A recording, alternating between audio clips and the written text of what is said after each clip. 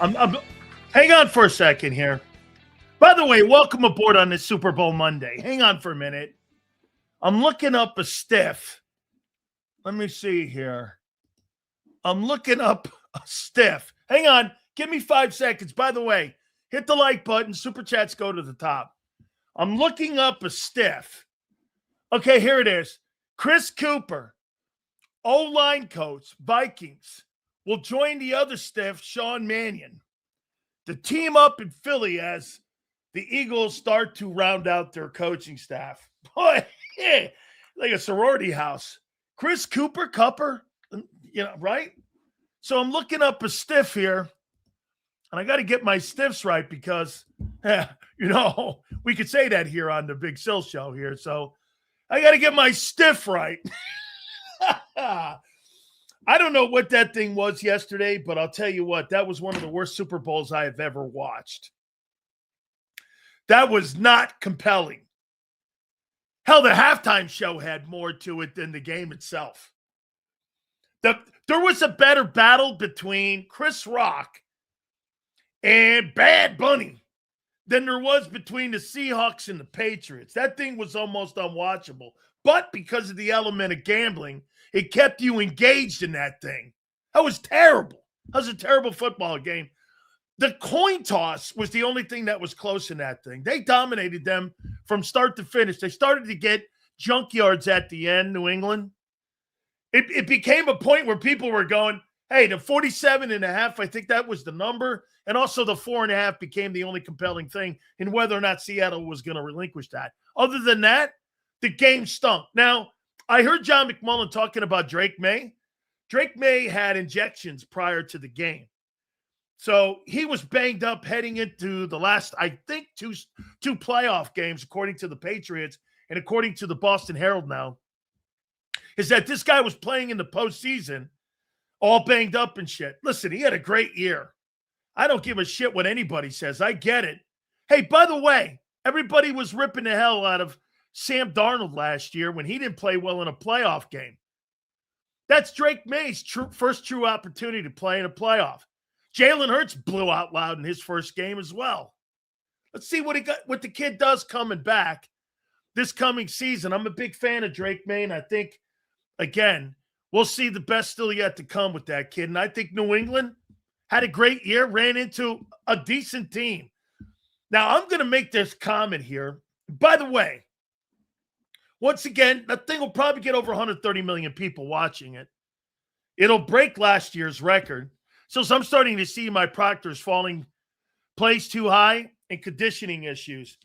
Well, he don't have Jeff Stoutland to come to Philadelphia anymore. He's got Chris Cooper, whatever, your new O-line coach coming down from Minnesota.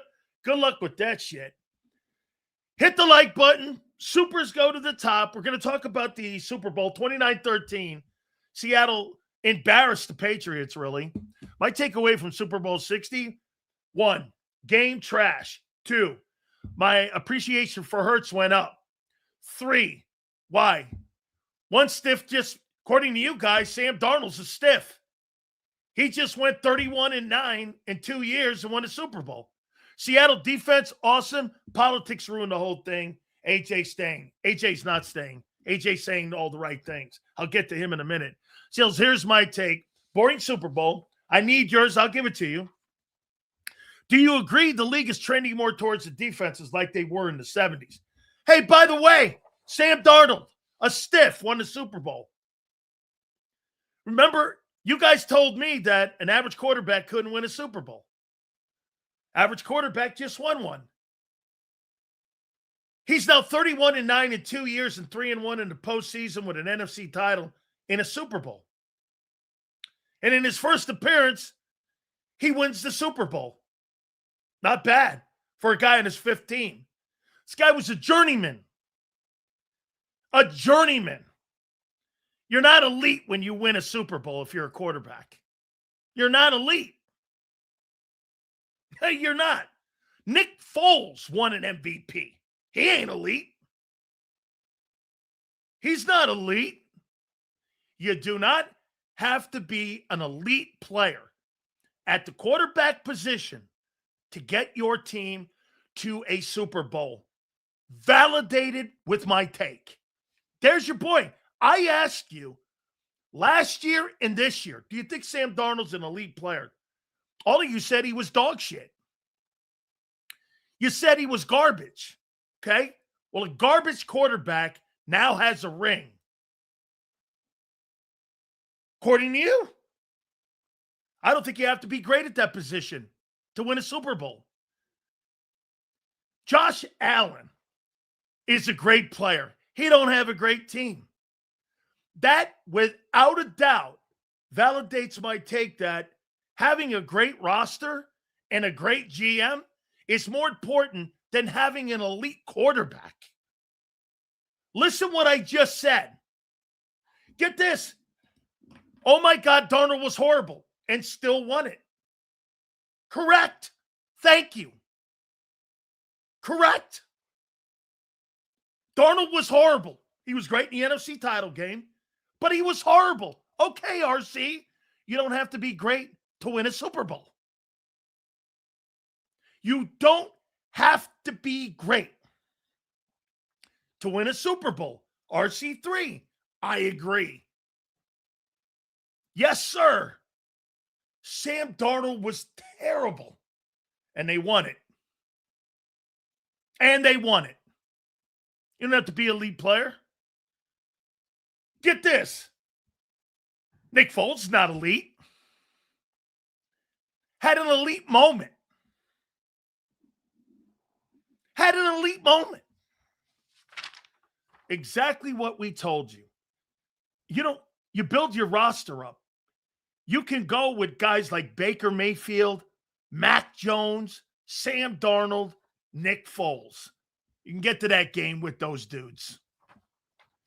You don't need a $50 million a year quarterback. And you certainly don't need one that's as limited as Hurts. And by the way, once again, Sam Darnold is a product of his environment. Like we said, he had a great defense, and he had a better than the Patriots O-line. The Seattle Seahawks are not a great football team. I would even go here. Let's get into it now. By the way, hit the like button. I would even say this to you. If I'm Howie Roseman, this comes down to what I told you guys.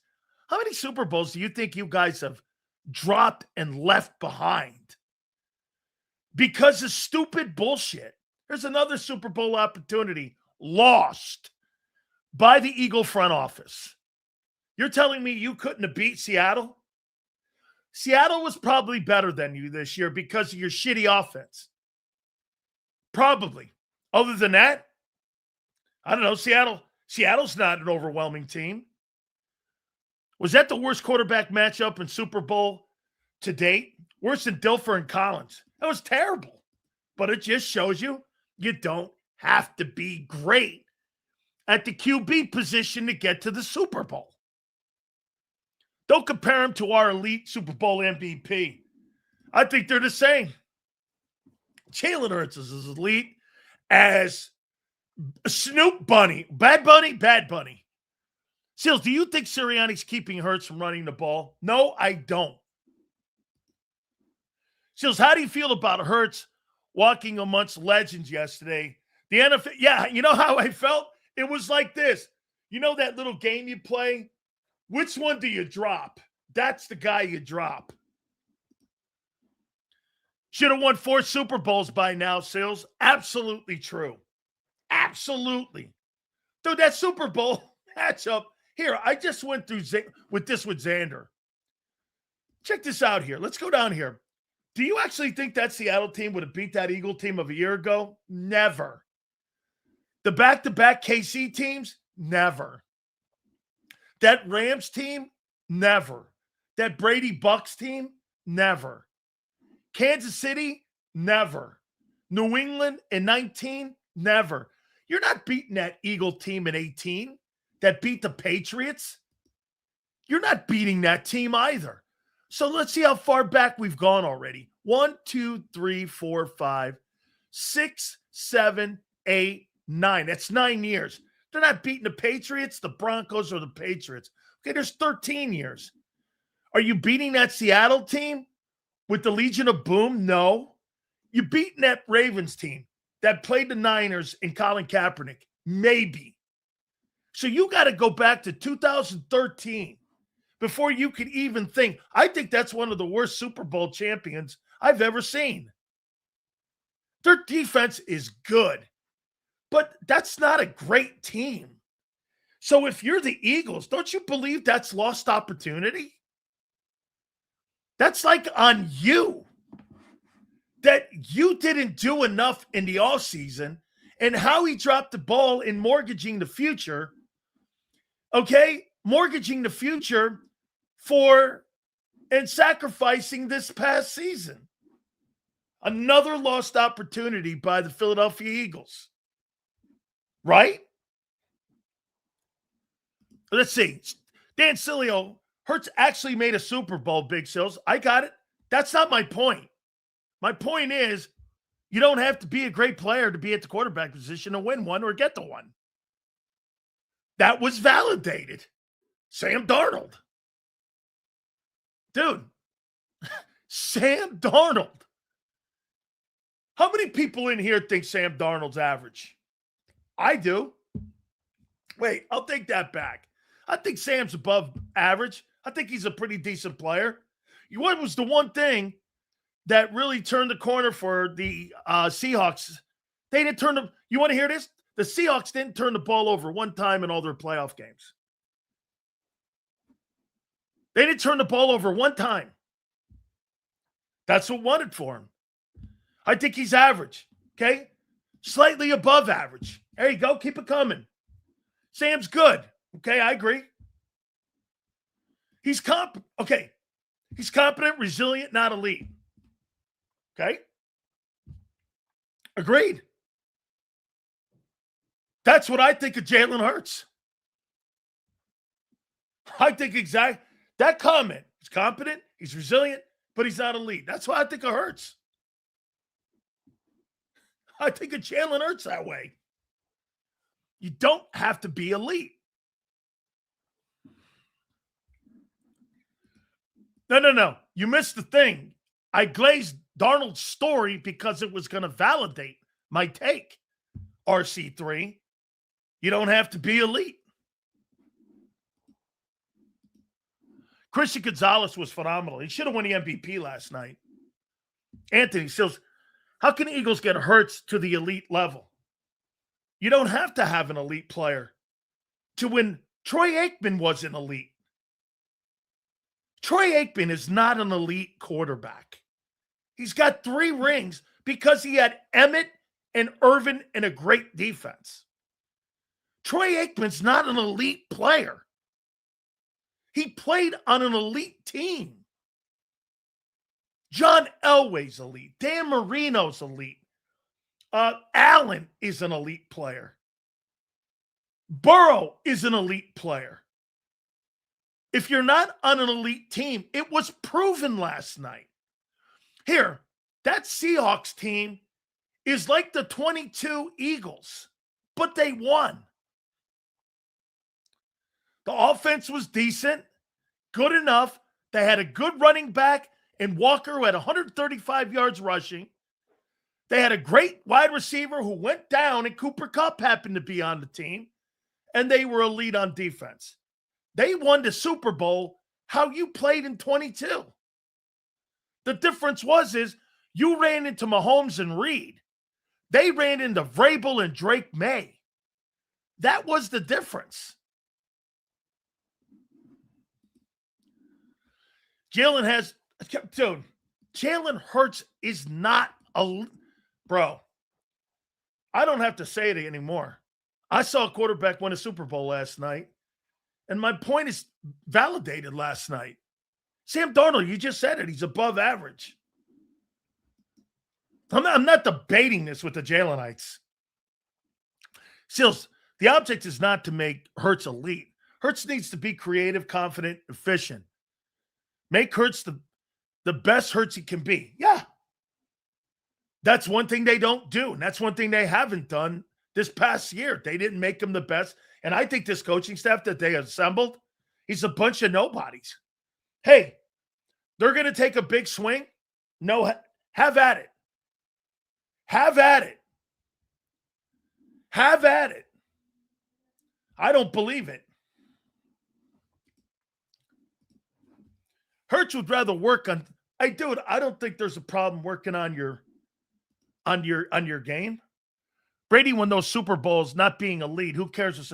I'll tell you one thing. Brady is Brady is the best, and he said it best, and he said it better than anybody.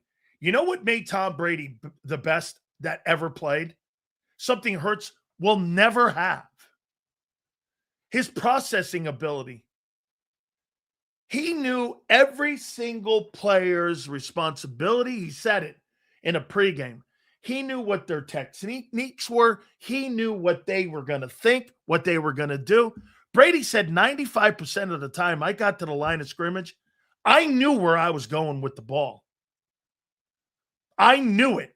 His processing is what makes him elite. He said that was his secret sauce. Hurts can't read a defense. That's what his problem is. Hurts is all athleticism. Something Brady will never have. Hey, they just win games differently.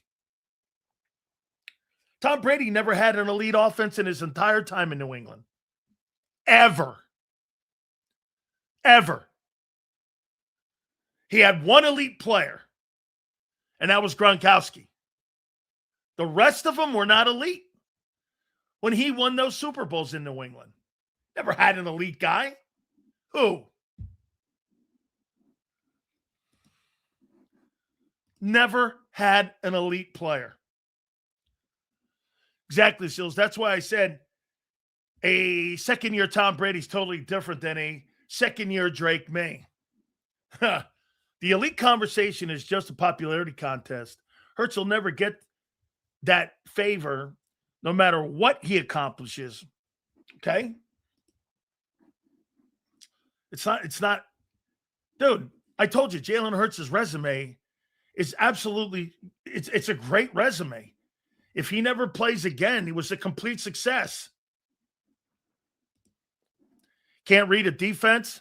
Ask him to operate a West Coast offense. Recipe for disaster. Completely true. Never won a Super Bowl with Randy Moss. Seals, can we talk about the 5 guys that could potentially replace A.J. Brown? It's going to be eventually it's going to happen. It is going to happen. That shit that he's talking about with Michael Parsons is stupid. Okay? I don't believe a word he says. We're going to hit on that here in a minute. Okay? Purdy's ring, where? No. There's another example. You guys don't think Brock Purdy's elite. He got to a Super Bowl too. Okay? You didn't turn the TV and turn it on to Turning Point? No. I don't care for that shit. By the way, congratulations to Kid Rock. I guess he got like 30 million people watch that thing. The NFL doesn't give a shit whether you liked Bad Bunny or not. You think they give a shit? They just cared you watched it and hated it, and we're talking about it on a Monday.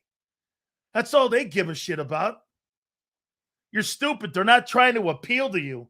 They're trying to appeal to 1834 people. Hey, Big Sills, limited Hurts on stage with Super Bowl legends.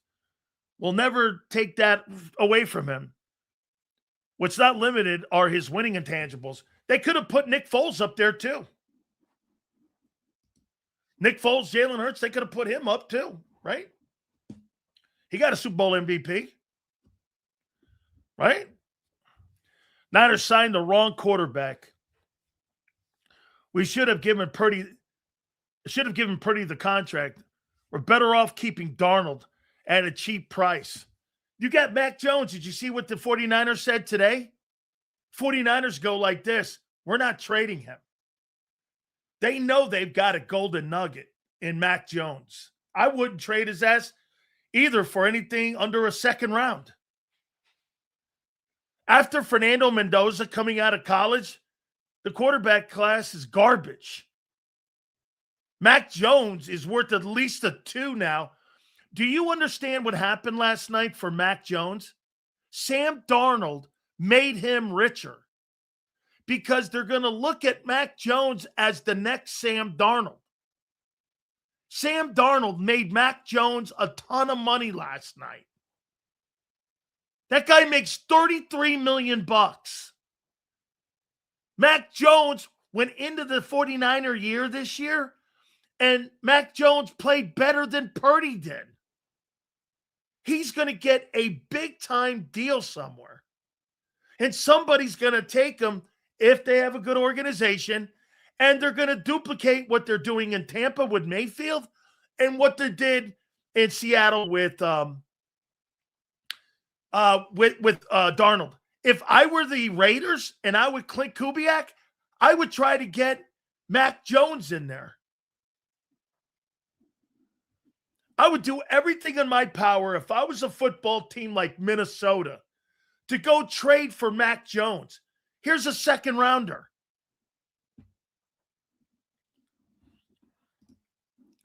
Sills, Hurts has been used in a manner that made him predictable. Completely. RPO Hurts was not. They're not, Bob, they're not bringing the RP. These people that they just hired are not RPO people. The RPO Hurts is long gone. That's ancient history now. It's like ancient Egypt. That version of Jalen Hurts is gone. The dudes that they hired right now for that coaching staff are nowhere near RPO people. Nobody that they've hired has ever coached an RPO guy. Not one. Okay? Not one. And the guy they have in the building, that's his skill set. They're going to try to recreate and to try to change Jalen Hurts.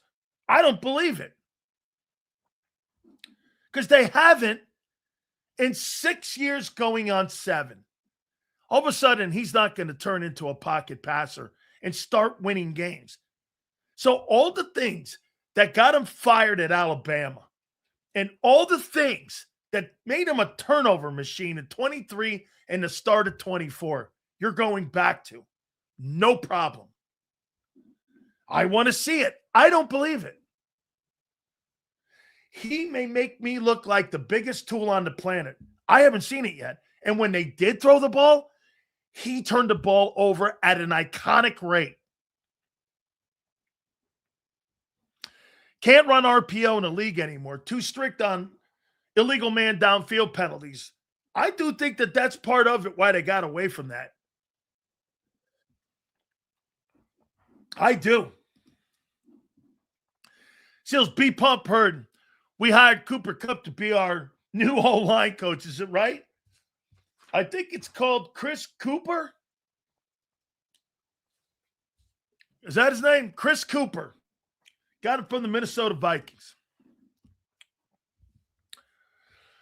Seals, I completely understand your take regarding Hurts and the RPO. Eagles just need to move on from Hurts and thank him for the Super Bowl win. Yeah. Well, not yet. Another year and a half. Another year and a half, and he'll be out. Seals, they reach quarterbacks today different. They teach quarterbacks differently today than they did in Brady's era. Processing isn't in the strength of most of the quarterbacks in the game today. You're right. Outside of Stafford and Mahomes, Stafford is, I think Sam Darnold's a processor. No one has elite processing. Not a knock on Hurts. I think that's actually a great take. I think that's a great take. Drake Maye just had one of the worst quarterback performances ever. Should the Pats move on? Why? He's 23 years old. I mean, in his second year, he got to the Super Bowl, and he's 23. Why? He had shoulder injuries. He took cortisone shots before the game. He had a phenomenal season. He had a bad ball game. He didn't have a bad year. You're making it sound like 6 months was shitty football. He had 60 minutes of bad football. Not moving on from 60 minutes. Sam Darnold sucked last year. He was in the league 5 years. Now he's a Super Bowl champion. Guy stinks, that's why. Oh, yeah, okay. Let me ask you something here. Hold on here. Where's that guy? Guy stinks. Then why did Hurts get his entire coaching staff on offense fired? How come they fired their entire offensive coaching staff? O-line coach, pass game coordinator, quarterback coach, and O-line coach. Why did they fire everybody? Why did they fire the entire offensive coaching staff? Anybody? Why did they fire the entire offensive coaching staff? Why? The entire staff. Every single offensive coach from the coordinator down, they fired. Why? Wasn't just the OC. They fired everybody. Why? Okay? Hook me up. Why did you guys fire all of them? Okay? Why did they fire the entire staff? That same staff won a Super Bowl prior. By the way, they changed the coordinator. Everybody was brought back. People tired of working with knee pad Nick. Says, you see the legendary Steve Young cropped Hurts out of that Twitter pic? My goodness, what a G. Wait a minute, I didn't see that. Did he really? Hold on for a minute. Wait a minute here. Corporate B. Did Steve Young put that on his Twitter? Let me see. Steve Young. Let me go to Steve. I got to ask Steve. Let me see here. Let me see if he cropped that picture out of. He did. Look at this. Oh, my God. There's Eli. There's Steve. There's Joe. There's Jerry. There's Emmett. There's Tom. There's Peyton. There's Lindsey Vonn. And I think that's Hurts. Oh, my God. I'm not lying. I'm looking at it right now. I think it's a half a face of Hurts. Yeah, I think it's a half a face. Oh, my God. Who's the one guy I want to crop out? Him. Oh, my God. Hey, Paul. Good pull. I'm lying? I'm looking at it. Steve Young. I had Steve Young quarterback. I think that's Jalen. There's Lindsey Vonn. There's Peyton. There's Brady. There's Emmett. There's old Steve. There's Jerry Rice. There's Montana. And there's Eli. Yeah. Oh, man. Yeah. Oh, man. Good job there. All right, let's get into the other topics here. Wait a second. Why are you getting mad at me? I didn't crop the picture. Steve Young did. Don't get mad at me. Look at that. Right there, all them guys wearing them jackets, man. Those jackets are dope. Yep. And it says this, too many goats in this picture. 1, 2, 3, 4, 5, 6, 7. There's 8.5 goats. Oh, my God. Yeah. Man, he cropped that picture right there, dog. Shit. All right, listen, the Super Bowl stunk. Seattle's not that great a team. I don't believe that's a great team. That's a lost opportunity by Philly. Okay. You're telling me you really believe that team was that much better. Then again, you couldn't beat San Francisco. So I don't know. I guess we're just going more by the roster again. Here we go with the roster.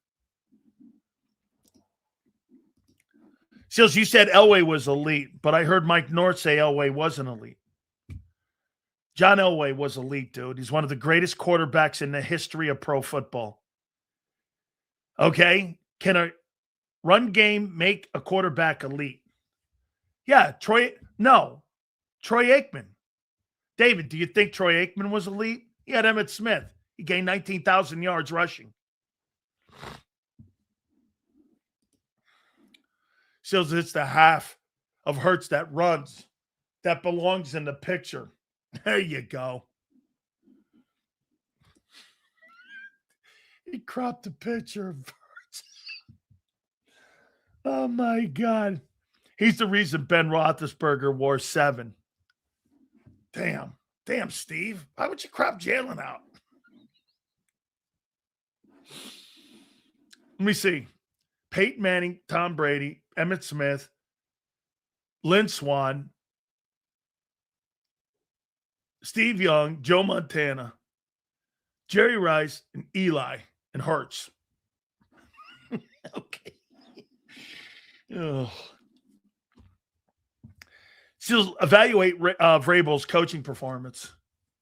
I think he wanted to try to make it a fourth quarter football game. See, John wants people to throw the football in the first quarter to try to go win the game. Mike Vrabel knew he was completely outmatched heading into that game. Going into halftime, was the game close? Yes. He wanted it to be a fourth quarter game. You can't get in a shootout with Seattle if you're New England. They couldn't afford that. They wanted to try to make it a last possession game. There's strategy in that too. Going and try to win it, that thing would have been 60-10. To me, at least, Vrabel was trying to win the ball game in the fourth quarter. The game was close for a while. The defense held up. Maye put the ball on the carpet, then the interception. Those were the two plays that put the game out of reach. The game was manageable for pretty much around 3 quarters. He had the game. He was keeping it close. Then the turnovers, it sunk the team. The fumble and the and the interception. That's correct. That game should have been 21-0 at halftime. I listen. I get where Mike was coaching from. Mike knew he was outmanned. That offensive line for the Patriots, it was clearly the kryptonite. They were not very good.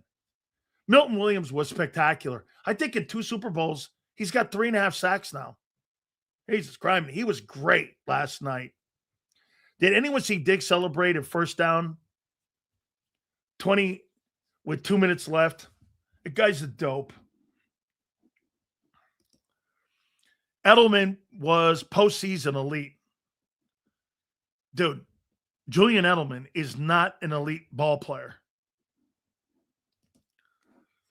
I do believe that was supposed to be Mahomes with the HOF guys. Oh, is that who that is? I can't tell. It's a half a picture.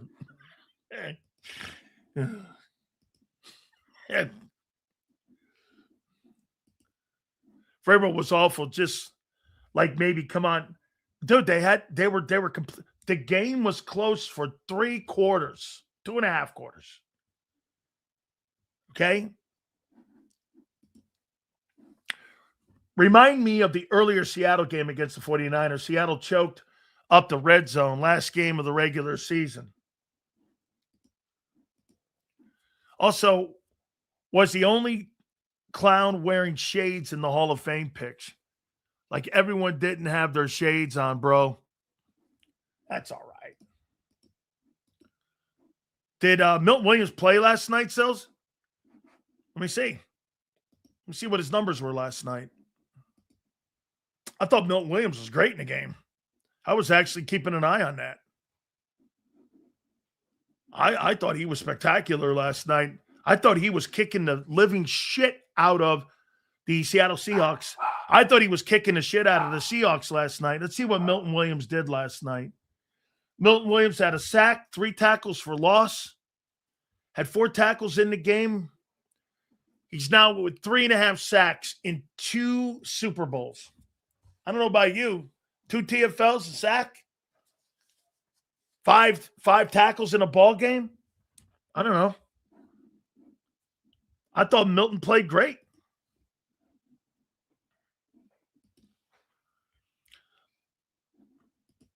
Enjoyed watching Seattle's defense do their work. Well, how about this? Mike McDonald now becomes just the 3rd youngest coach ever to win a Super Bowl. He was the coach in Baltimore when Baltimore had that elite defense about 3 years ago. And when he left, there's no question that that was a massive loss. And if Baltimore had to do that all over again, I bet you $1 million that the owner of the Ravens would want to have Mike McDonald back, because no question, when he left and he went to Seattle, it was the unwinding of the defense at Baltimore. Why Carter didn't play better than Milton? I don't know. Jalen Carter didn't play that. He didn't play a better season than Milton Williams this year. Milton haters can eat a you-know-what. Y'all wish he was here. Get this. How many people thought Milton Williams kicked the shit out of people last night? Hey, Tricks. Milton Williams had a better year than Jalen Carter. And by the way, Milton Williams was on a trading block.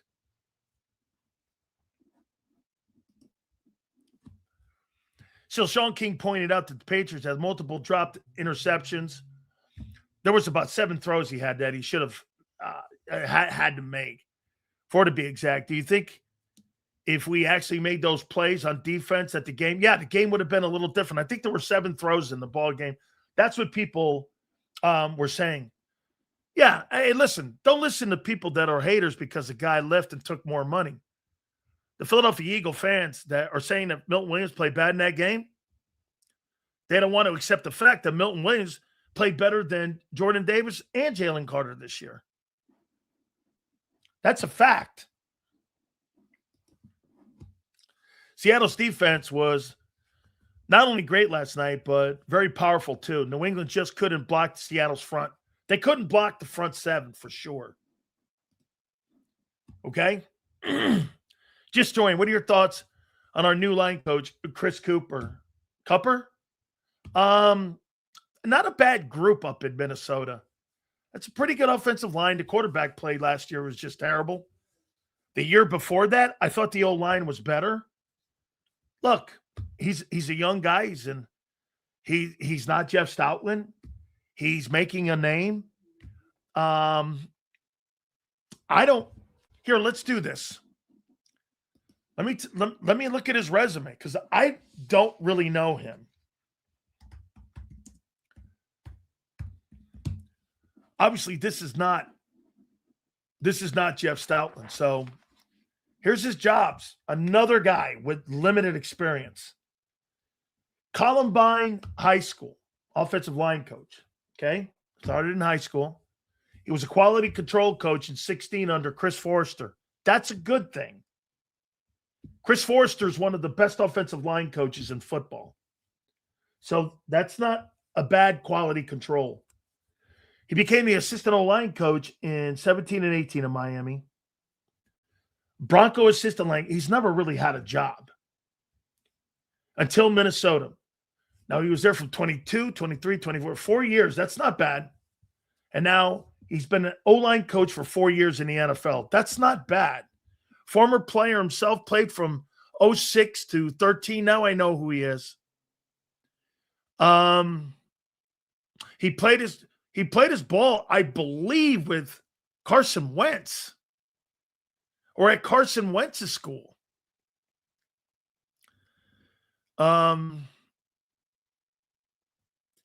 Yeah. He's a guy making his name. Okay, he's a guy making his name.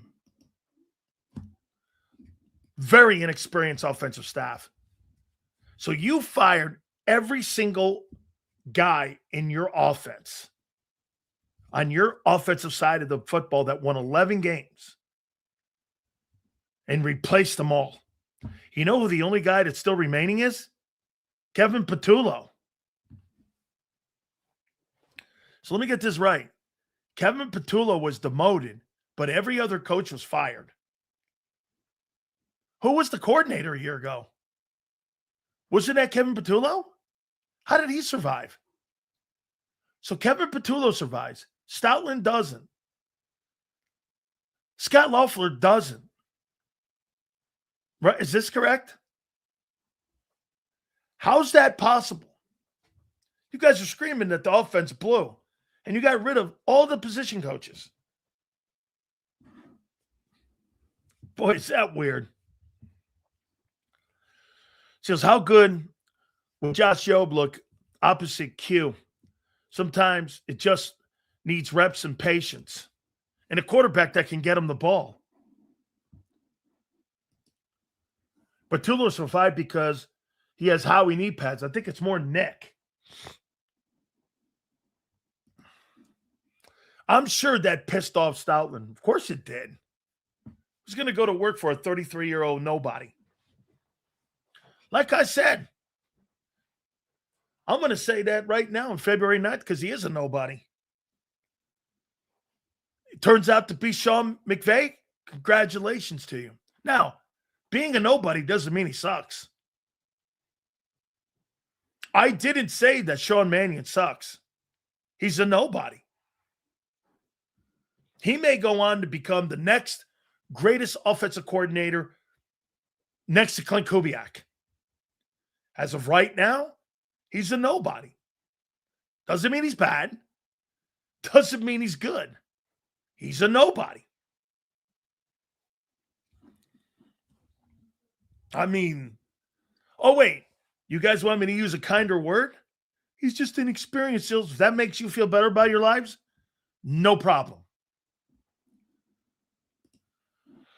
Sills, I'm not sold on the guy. No. You shouldn't think that. You should just think he's a nobody. Like I said, we're going to find out. I'm not a fortune teller. Okay. Rocky went out, took his swings, and became champ. I hope Sean Mannion takes his swings and becomes a champ. Okay. I'm not rooting against him. Wait, don't you have a problem, Trey, when somebody tells you who you are and what you are right now in your life? And it's your responsibility to change that narrative? Sam Darnold changed that narrative last night. People like you and others thought he was a stiff and no good, average, and he blew. Well, Sam Darnold blew that up last night by becoming a Super Bowl champion. Right?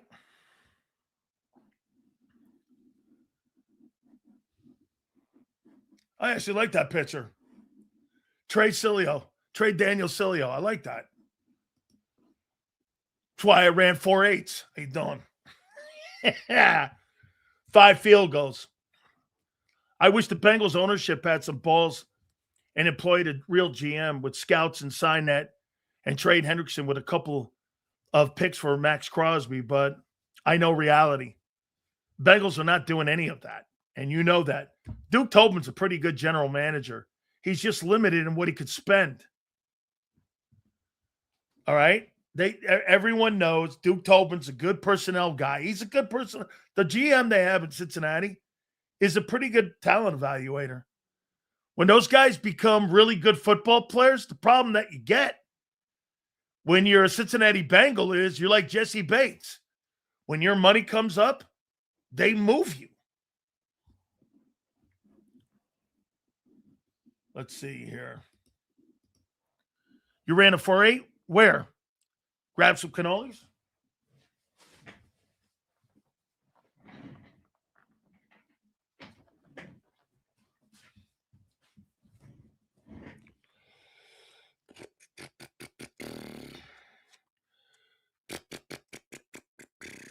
Oh.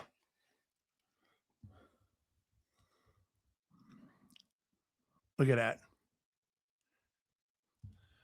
Fifth-year senior who made an immediate impact on the Hurricane defense last year and by season's end had surfaced as one of the most productive down linemen in the country, has all the physical tools to be considered the nation's premier defensive tackle.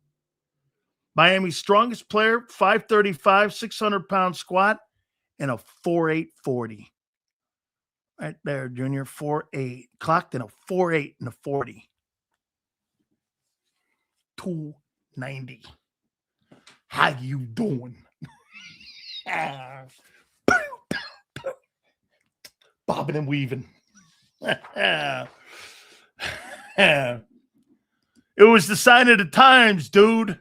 Signs of the times. Absolutely. Had a 28 vertical, too. Fifth-year senior. Man, if I had nil, I'd have had a pizzeria called Big Sills on every single block in Homestead. Prime Sills. How you doing? That's right. Try to validate myself? I don't have to validate myself. Put the tape on. And more like he's 4'8". 4'8" and still got drafted. How you doing? That book. Thank you, Prince. How you doing? All right. So let's get into another topic here. By the way, Big Z's going to join us. That'll be at 3:30, and then Gary Cobb will join us. That'll be at 4:30. Okay? How much product was in my hair? Well, guess what? I'm not a white guy, so I don't know. All right. So the Eagle fans, you were trading Jalen Carter in a 1 for Micah Parsons? I remember when we were debating this. I'm doing it straight up. I'm like, yeah, I don't think so. You guys wanted and thought the Cowboys, you were going to probably have to give a 1 and a 3 in Carter for Parsons. Do you think Jalen Carter's better than Quinnen Williams? How many people in here believe that Jalen Carter is better than Quinnen Williams of the Cowboys? He's not. Jalen Carter. Okay? Okay? Now, wait. You know why? If you think that Jerry Jones was going to trade Jordan Davis, and for Jordan Davis, you're crazy. You were crazy. Jordan Davis, a 2-down player for Micah Parsons in a 1. Jordan Davis, hey, Jalen Carter is not a better player than Quinnen Williams. He's not a better ball player. Based on what?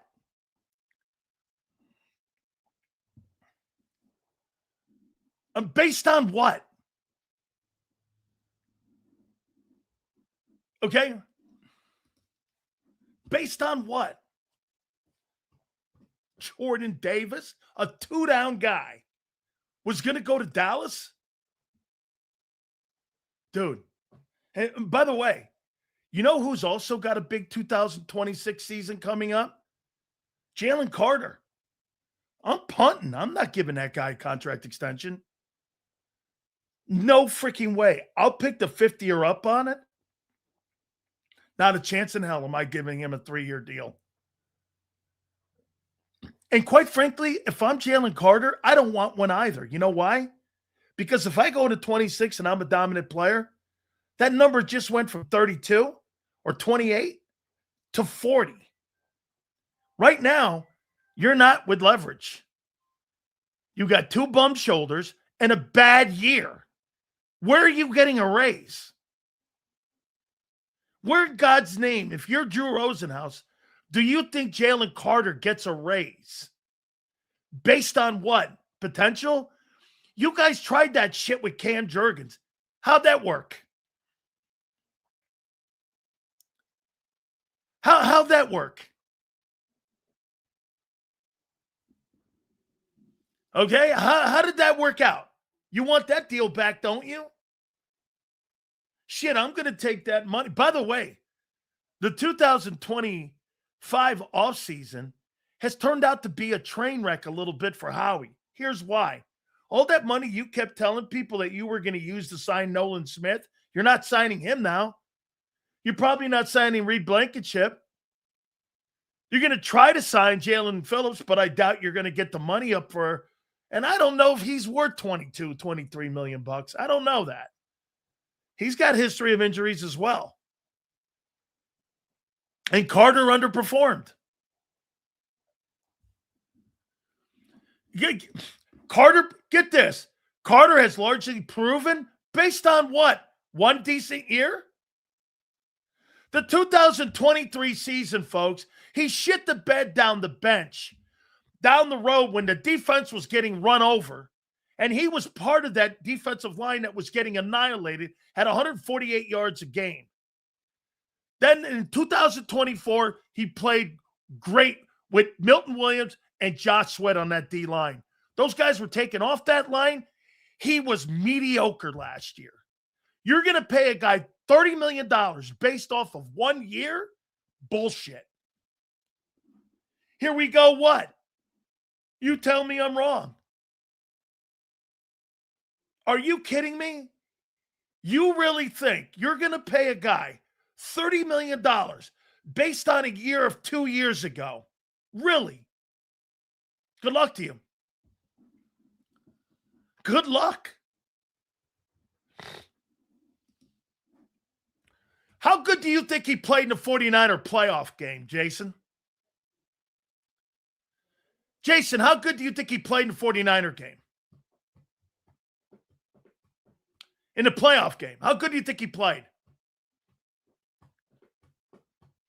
In a playoff game that mattered. How good, Jason? How good did he play? How good did he play in the second half of the season? You're talking about the whole season? Well, I don't think he played well last year. Oh, well, he made the Pro Bowl. So did Cam Jurgens, and he stunk. Jalen Carter. Jalen Carter's not a $30 million a year guy. He's got $30 million ability. Potential. You're using the word potential again. Okay?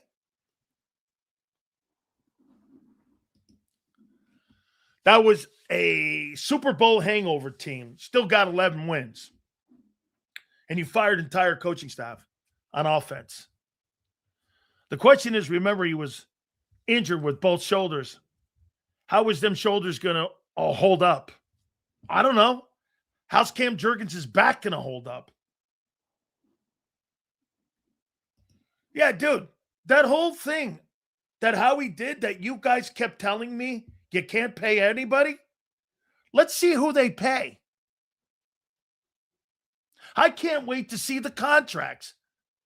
Based off of a football team that fired their entire coaching staff, just lost their secondary coach, I can't wait to see this. Who you're going to sign? My bet, nobody. And if you do, it won't be anybody on your football team now. That's a prediction. Okay? I know who's worth the money. They want to give to Carter. Milton Williams. Hey, what was it? Couldn't sign everybody. Well, Milton Williams wasn't anybody. I'll say it again. They did not believe that Milton Williams was the player without Jalen Carter. Turns out Jalen Carter was not the player without Milton Williams.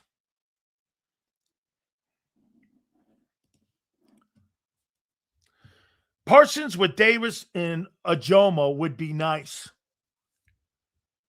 It'd be the best front seven in football. With Jalix Hunt, I think Jalix Hunt has more impact potential than Moro Jomo. If I'm going to, I would go Moro. Moro Jomo is a fine ball player. But Hunt, I think, is going to be the guy. Okay? Yes, that was an overreaction, Sills, but the O was very predictable and easy to figure out. I happen to agree with this. You know, John McMullen is a gigantic Micah Parsons fan. Funny, Dallas's defense got better without him. They beat you. And they came back from 21 down. I mean, when they put Quinn Williams in the middle, it changed the game.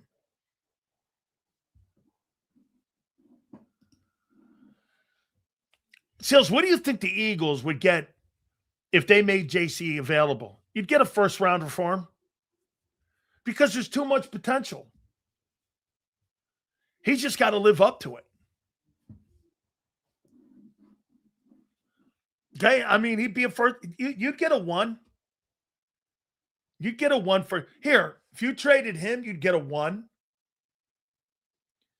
Mulata, you'd get a 1 and something else because left offensive tackle is more of a premium position than a defensive tackle. So Mulata's the guy that would get you more in a trade, but he's almost at the point where you're not trading him, even though he had a bad, I don't want to say a bad year, a down year.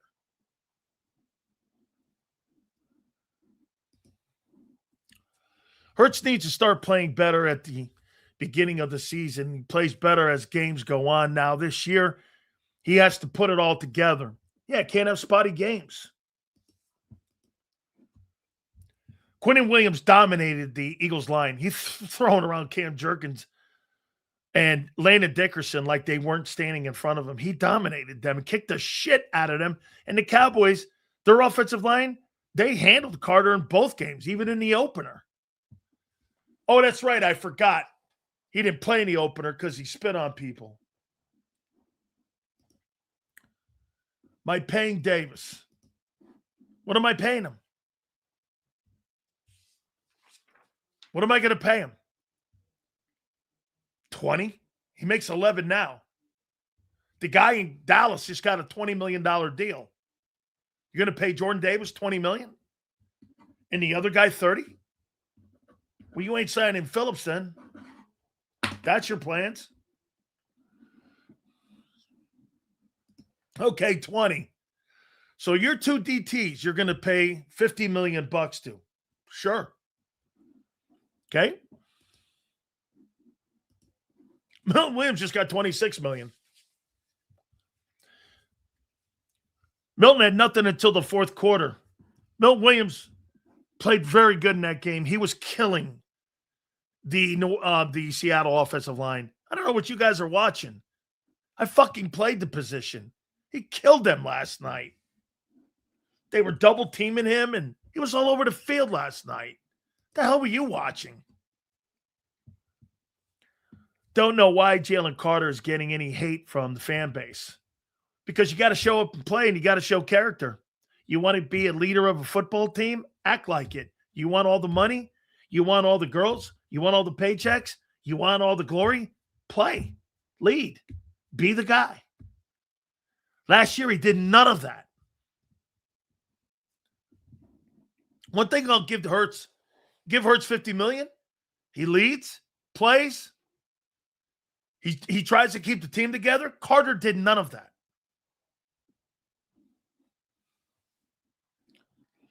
Yeah, bro. That you don't like him because he doesn't play for you anymore. That's why you don't like him. Guys like this, they're lying. Milton Williams was only good last year because he was next to Carter. What happened this year then? He dominated. Almost every game he was in this year, he dominated. Oh, then, hey, Paul, if that's the case, How come Carter didn't dominate this year? How come? What happened to Carter then? He didn't dominate. Oh, I know. He's hurt. Is that right? Yeah. Injections. The shoulder. That's a new one. I'm not trading Carter. I want him to play better. I'm not trading him.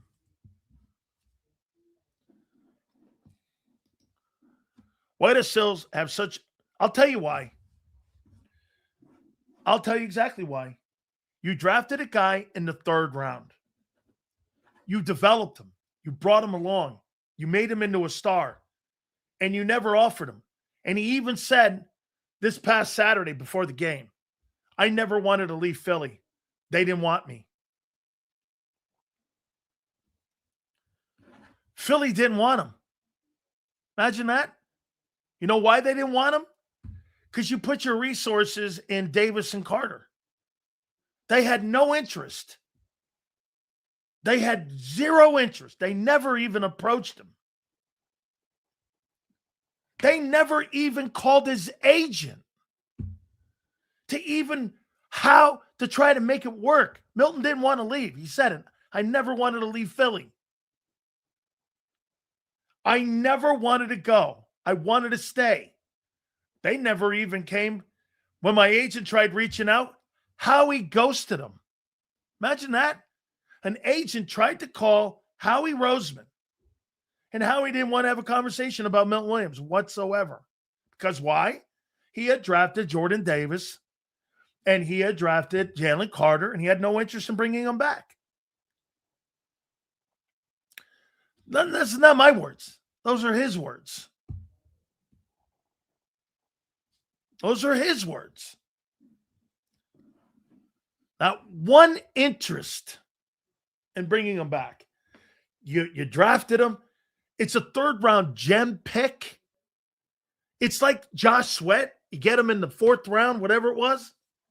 Dude, when you get a 1st round pick in rounds 3, 4, and 5, and they turn out like Jason Kelce to be Hall of Famers, and you get them in round 5, those are just spectacular picks. Like Jordan Davis is not the 13th pick. He'll never live up to that. Carter right now is a 1st rounder still. Davis probably low end of the 1st. Okay? I mean, Jalen Hunt is probably a 2nd round pick right now. He's elevated.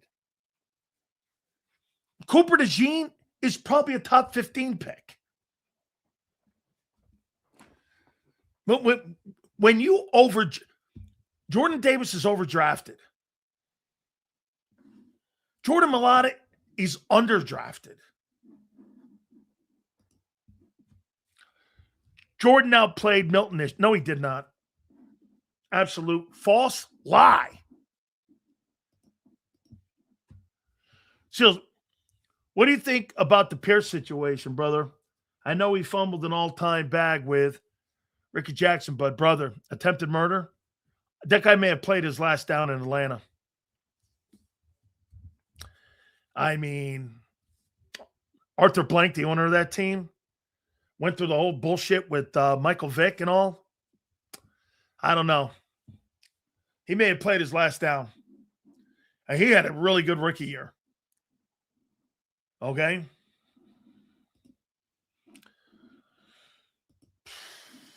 Y'all fans saying, I mean, I get it, yeah.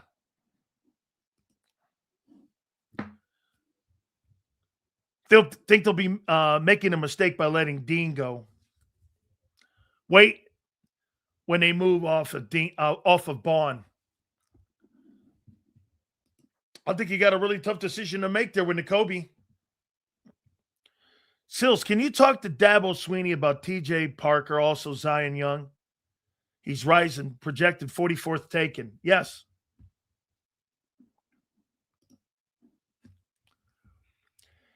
How do you put a hurt player, bro? If you think that Jordan Davis is a better ball player right now than Milton Williams, We'll agree to disagree. Not one person that has any common sense would say that. Somehow, some way, if they could keep Dean, I would, but not at a high price. I'm not paying Nakobe Dean. I'll pay Nakobe Dean $7 million, something like that, to keep him in the building, and then maybe give him an escalator. But to give that guy north of $10 million, he missed half his career in the last 3 years. Last 3 years, he's played 51 ball games that were available. He missed 24. You're going to give that guy $10 million when a guy misses half the week of work?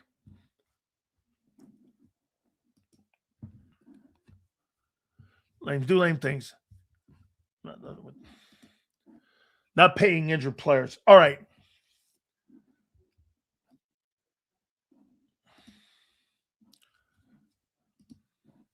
So let's check out the cornerback from Georgia.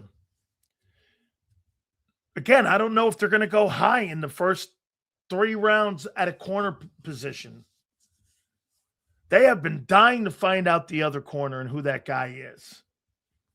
They may just go in free agency and get Jamel Dean from the Bucs and bring him up for $7 million. I would do that. And put a free agent on the other side of Q and draft a guy in the 3rd and 4th and see if you can find a guy later and get lucky.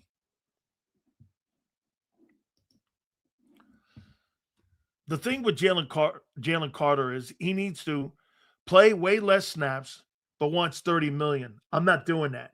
Yeah, well, I'm not playing a guy 1,000 snaps a year either. That's because they're not deep. I can't tell you how many times I had conversations, I think with Xander and pretty much everybody. They're not deep at DT. They're not deep. They lose one guy, they're not deep there. They're just not deep. My buddy thinks Eli Manning's the lock for the Hall of Fame. After watching your show, I told him he's not. He's not going over Roethlisberger next year. Roethlisberger has 2 rings, never lost, and never had a losing season. I guarantee you, Eli Manning's not going in over Big Ben next year. It's going to be a while. And then after that, you got Brady. And you're going to wait again. And with the current process the way it is, that these guys only get 3 votes, Eli may be waiting a while. Remember, guys, I told you this kid Witherspoon, when we were talking about the draft, I told you that this guy was going to be a superstar. The kid Gonzalez on the other side was a player. Remember, Witherspoon played at Illinois with Sidney Brown. And he was a Lovie Smith guy. And he was recruited by Lovie Smith to play at Illinois. And he is a fabulous ball player. You knew Witherspoon was special from the get-go. I remember him having a big game with interceptions and runbacks. I said it from day one. The kid Witherspoon was going to be a spectacular ball player. You can see it, especially when you got a guy like Lovie that is recruiting him and Lovie Smith developed that guy. Okay? Developed him. Sills, our first 2 picks should be OT and interior O-line. Depends on what you do with Jalen Carter. Right now, I need to know what Lane's doing. Is Lane retiring? Okay, is Lane retiring? Because if he's not, and nobody falls to me down where you guys are at 23, if there's not a quality pick there, I'm going best player available. Do you guys understand something here? In this draft, I want to show you something. Then we'll move on to the next topic. 2026 NFL draft. Let me show you something here. Okay. Mendoza, Reese, Magoa, Bain, Tate, Fano, Downs, Love, Bailey, McCoy, DB, Tennessee, Styles at Ohio State,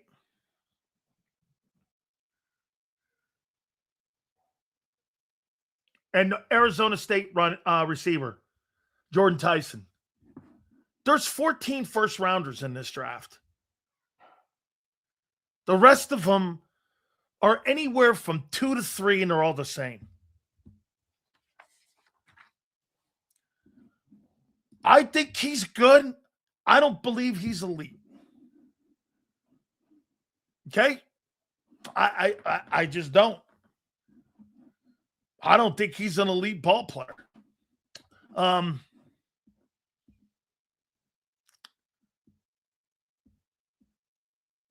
The kid Falk,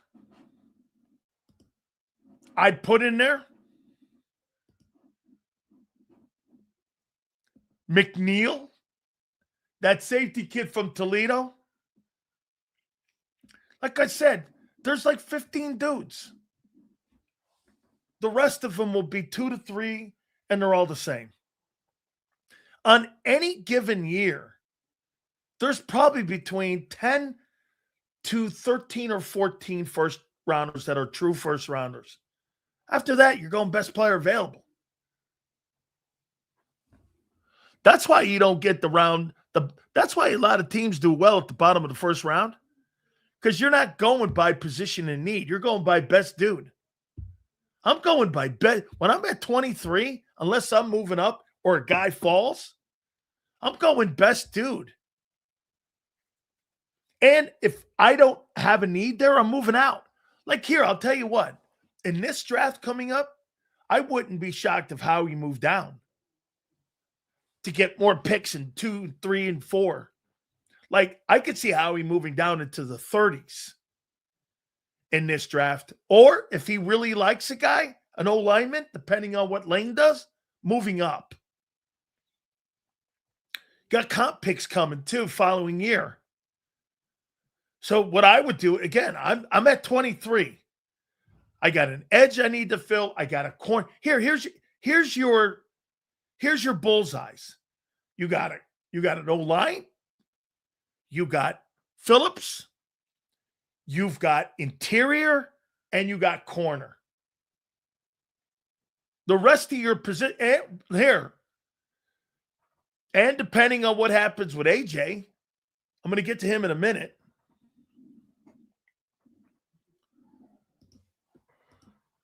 I don't think Howie will sit back like that.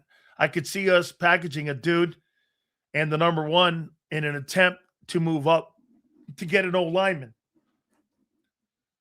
It's all going to go and be on the cusp of what the quarterbacks and what anybody overrates.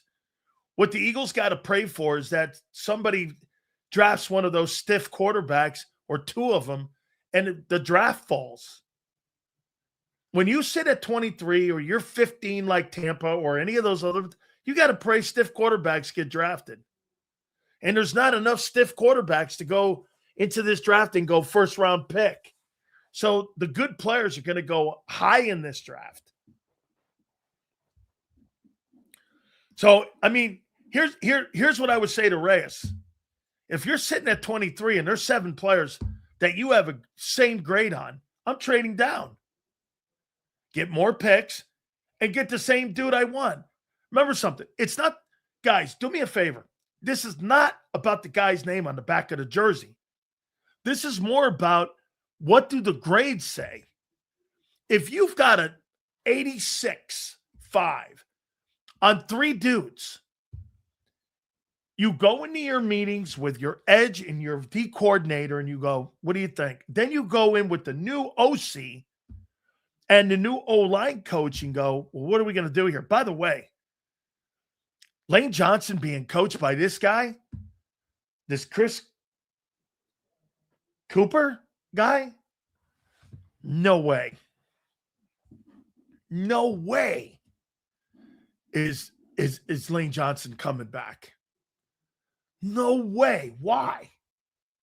He knows more than the O-line coach. What can he possibly do to make Lane Johnson better?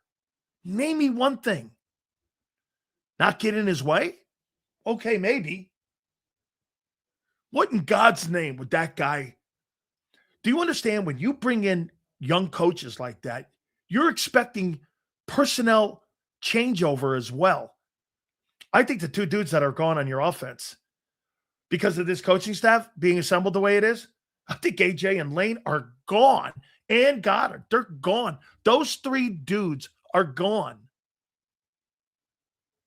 It would be really hard for me to believe they're back. The entire offensive coaching staff is gone. It's gone. Do you actually think that you don't think there's personnel changes coming? That those guys are going to come back? Fucking crazy. That's crazy. It's kind of a small rebuild.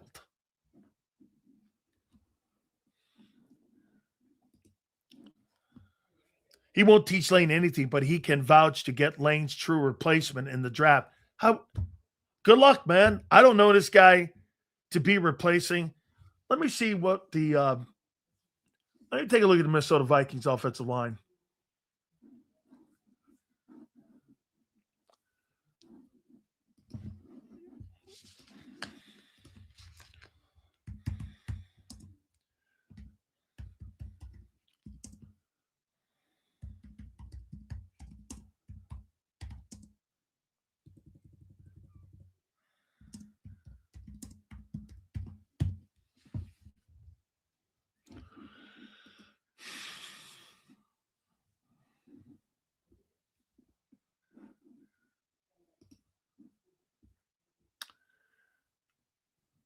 Broncos, Colts, Bears.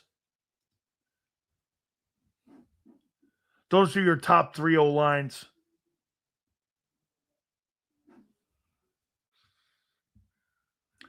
They are pretty expensive O-line.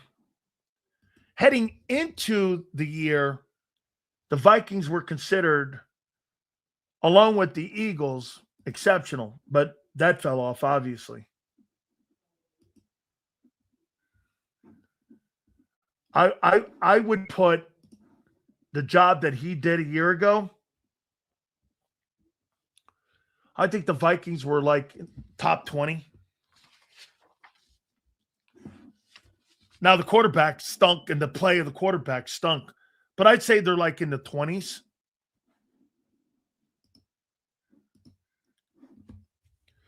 So doesn't it seem like they are starting to rebuild a year early?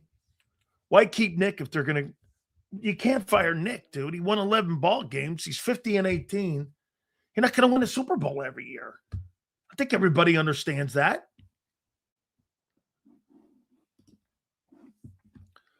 Dallas Cowboys, every draft pick wants to be on the Cowboys, don't want to be on the Eagles. Dallas will win the division.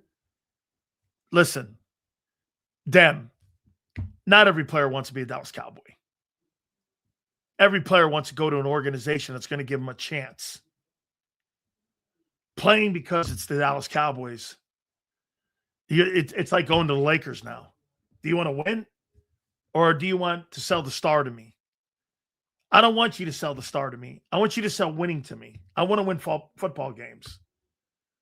You know, I want to get paid for winning. I want to get paid for having good coaches around me. Dallas Cowboys. That thing's a thing of the past, dude. The helmet is shinier than being a player on that team. You go nowhere being a Cowboy. Now, if you're talking about being in TV and you're talking about people knowing your name, sure. It's like being in a reality TV show. You want to be a football player, you don't go to Dallas. I mean, you want to win games, be a football player, you don't go to Dallas. You go somewhere else. Dallas Cowboys is not a place for winners. I think the Giants are going to have a great year. And I mean a great year. That doesn't mean they're going to win a shitload of games. But I think they're going to start to rebuild. Okay? When are we doing, Big Sills? End of season awards. We'll do that tomorrow. I like that idea. We do it every year. I'll do that. Yeah, this guy thinks everybody wants to be a Dallas Cowboy. I don't think so. All right, here's my... Xander's going to join us in a couple minutes. Don't forget also Gary Cobb at 4:30. So I saw A.J. Brown on the podcast with Michael Parsons. I don't believe a fucking word he's saying. You know, I really want to be You ever watch like Charlie Brown and the teacher's talking? That's what I was listening to. A.J. Brown doesn't want to be in that offense with that quarterback. Are you crazy? This guy wants to go to a place where he's going to get a shitload of volume of throws. He has a shitload of stats. He wants to try to improve his numbers before he bows out of the game. Let me see something here. I'm going to show you something. I think you'll get an appreciation for this.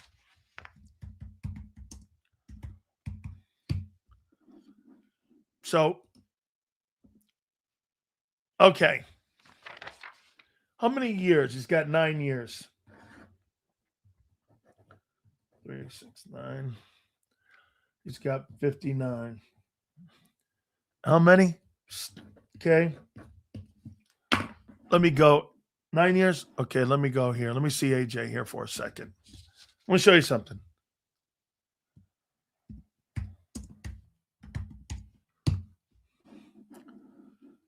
Let's see AJ Brown. Okay, AJ Brown. Here we go. Okay.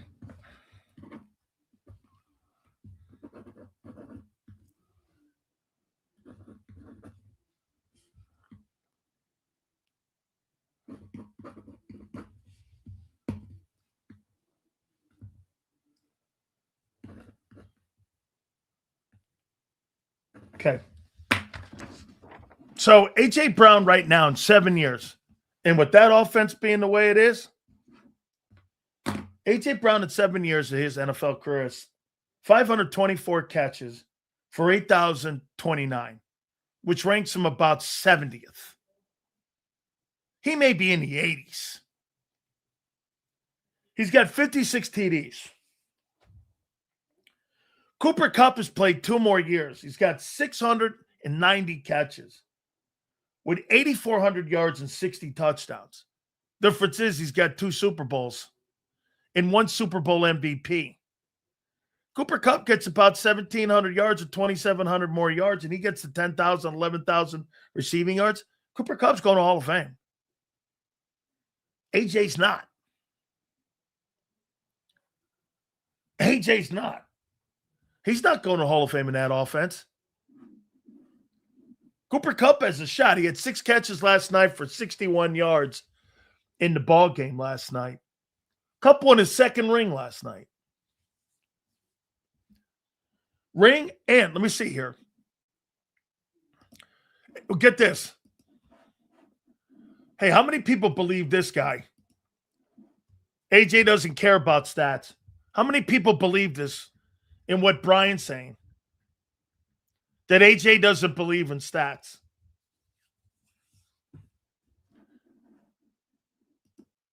AJ doesn't only care about stats. He's happy in Philly.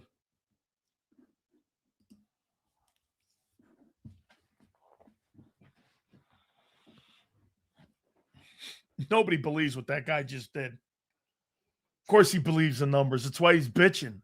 He was bitching when he won the Super Bowl. Okay, here's something else. I'm going to show you this one, this last one here.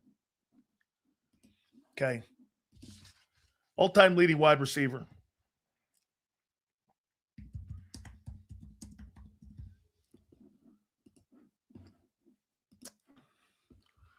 Let's see where AJ is.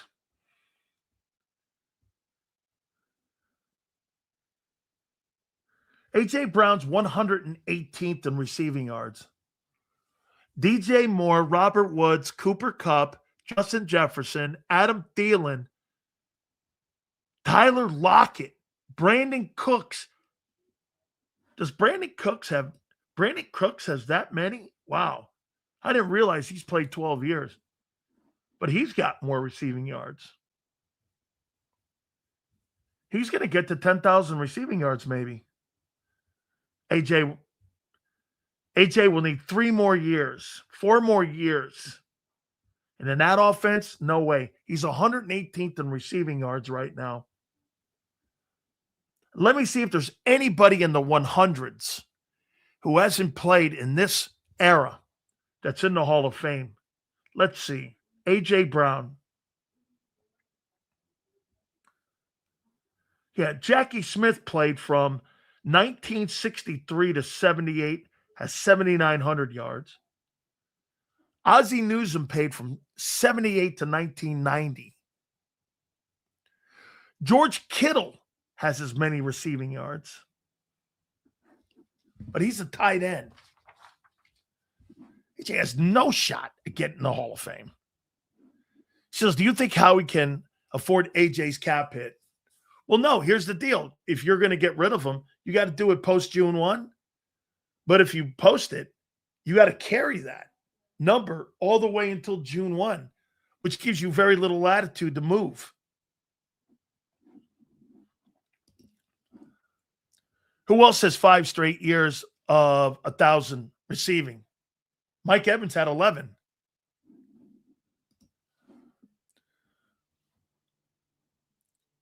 Witherspoon got picked. Witherspoon was a great player. Just a tremendous player. He had a tremendous game last night. He should have been your MVP. Yeah. Mike Evans has 11 straight 1,000-yard seasons. Little way to go there, don't you think, kid? Seals, did you hear about Casey's tackle they took last year? I heard he went to rehab for pain pill addiction or something. That's scary for young players. Hey, that's true. Let me tell you something. When you play in that league, the craziest, my rookie year, this happened. Okay? Dude, when you take Percocets, Percodans, and you're constantly feeding those into your mouth, I told you guys, this is like getting into a swimming pool. You know, when you're in there too long and you're swimming and your eyes, there's a cloud over it, like, you know. It took me 3 weeks to get down from that because of all the pain medication that I took. I had an arthroscopic surgery on my right knee. I played through it. I took painkillers. I didn't miss a week. I wasn't going to miss. You kidding me? It's a $20,000. Yeah, it was about a $20,000 week for me. I'm not missing games. 20 grand. I got my normal $12,000 check, and then I got an extra 8 for active on the roster. I'm not missing out on that 8 grand. You crazy? You got a $15,000 roster bonus when you made the opening day roster. They gave you that. I had a base of $12,000 a week. This was 1987. And then if you were on the active roster, you got another 8, which gave you 20 a week. Not missing that. You fucking crazy? Seals, would AJ and Evans trade work?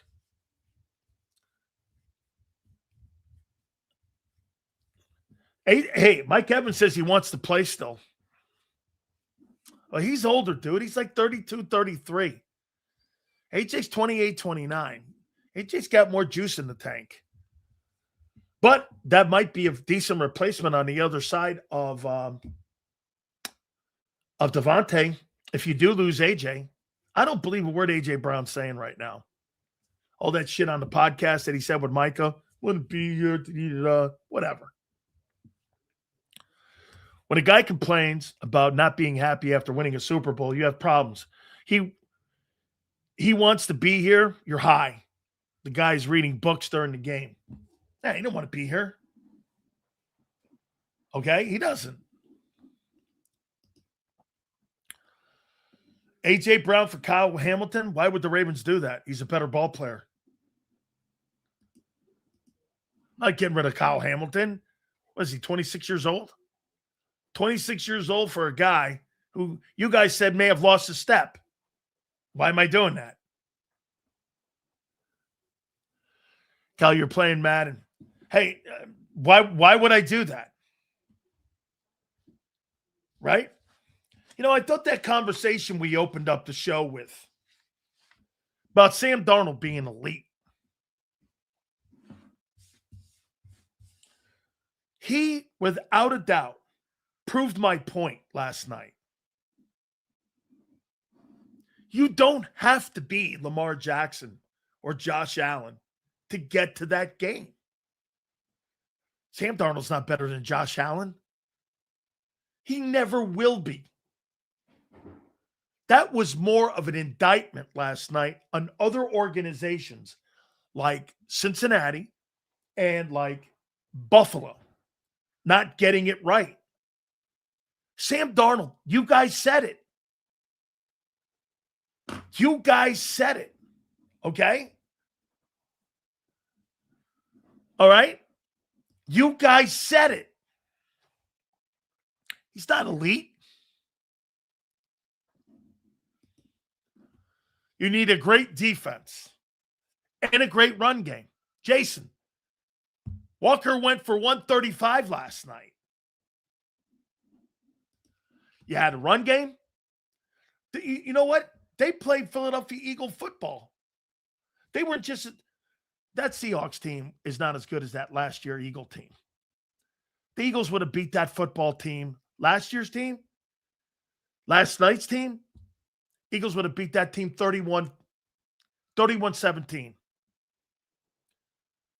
They'd have beat that team 31-17. And they would have scored 7 points late to kind of make it not as horrible looking. Like they would have been up 31-10 heading into the fourth with 5 minutes left. They'd have killed that team. They would have mauled that team. And you know why? Not that Seattle's defense is not great. They would have wore out because of the way the Philadelphia Eagles ran the ball. I'll reach out to people that I know to see if we could try to. I'd love to get him on. Probably wants to be chill for a while because I'm sure. By the way, he's a very emotional guy. You know that, right? I heard Jeff Stoutland got very emotional, and I don't mean sad, but he got very pissed off when Nick told him he was not going to be in charge of the run game, from what I was told by Adam Kaplan. Adam Kaplan, you guys respect? Adam Kaplan said that Jeff Stoutland was, you know what? I'm going to try to get Adam Kaplan on tomorrow. That he was really pissed off and that he's an emotional guy. And we'll get him on. Okay? And said that he was really upset. Those were his words. He told me that on Saturday when I was doing the Sports Grid show. Adam Kaplan said that Jeff Stoutland got very upset. Not like leaving crying-wise, but upset at Nick Sirianni. When Nick said we're going in a different direction, we still love you to be our own line coach. Remember something. The guy you hired is the second choice. He may even be the third choice for your O-line coach. You hired a guy that you had no intentions of hiring, but you had to hire because Stoutland quit. Stoutland quit. Okay? He quit because he didn't want to listen to Nick's bullshit. I'll try to get Adam Kaplan on tomorrow. He told me that yesterday. Saturday. He said that Saturday. He said, yeah, I walked in the office. He knows Stoutland very well. He asked Jeff what happened. Jeff goes, yeah, the coach came to me and said, we're going in a different direction in the run game. Can you imagine going to Stoutland and telling him that he's not part of the direction of the game plan, that they just want him to coach and be a position coach? They didn't want Jeff Stoutland to be part of the game plan anymore. They wanted him just to coach the O-line. I'll get him on. Now, those are his words. So this is all on Nick. This is all on Nick. And I'm kind of shocked. You hired a guy to be your O-line coach you had no intentions of hiring.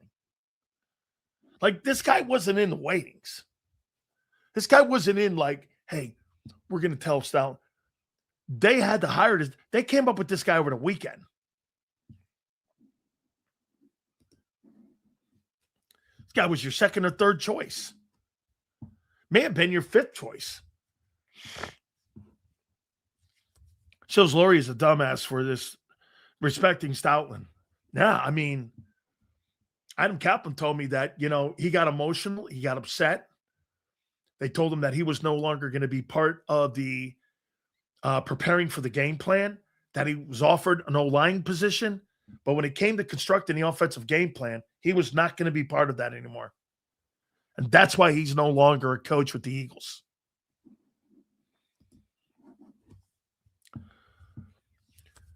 So why would they even be looking to fill it? Otherwise, they wouldn't have went after someone like Callahan. They would have went after someone like Callahan. Yeah. Callahan would have been a great hire. But, I mean, like, who is this OC?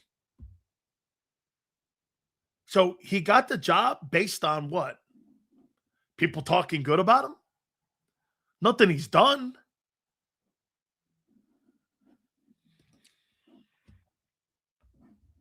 Right? Nothing he's done. I don't know, Sills. This might be a Vic suggestion. This guy was an assistant coach under Vic in Denver. Could be. That would give me more. Hey, Pump, that would give me more juice to like the guy. If Vic, that could be. I'll look into that. I'll ask Stink. I'll ask Mark Schlereth that tonight. Did they blame Stout for the crappy O-line play this year? Don't know. I thought that was injuries. Kevin Patullo, Kevin Patullo got the benefit of the doubt. He's still in the building. So Stoutland doesn't get the benefit of the doubt over injuries? Okay. Been an Eagle fan my whole life. If Sirianni's still here after next year, I'm going to start losing some love for this team. I wouldn't lose love for the team. Nick Sirianni's not an Eagle. He's a coach. The players are Eagles. So, Sills, are we going to throw the ball more now or no? I think they're going to attempt it. Martin, I think they're going to attempt it. I do. And people are going to sink or swim next year.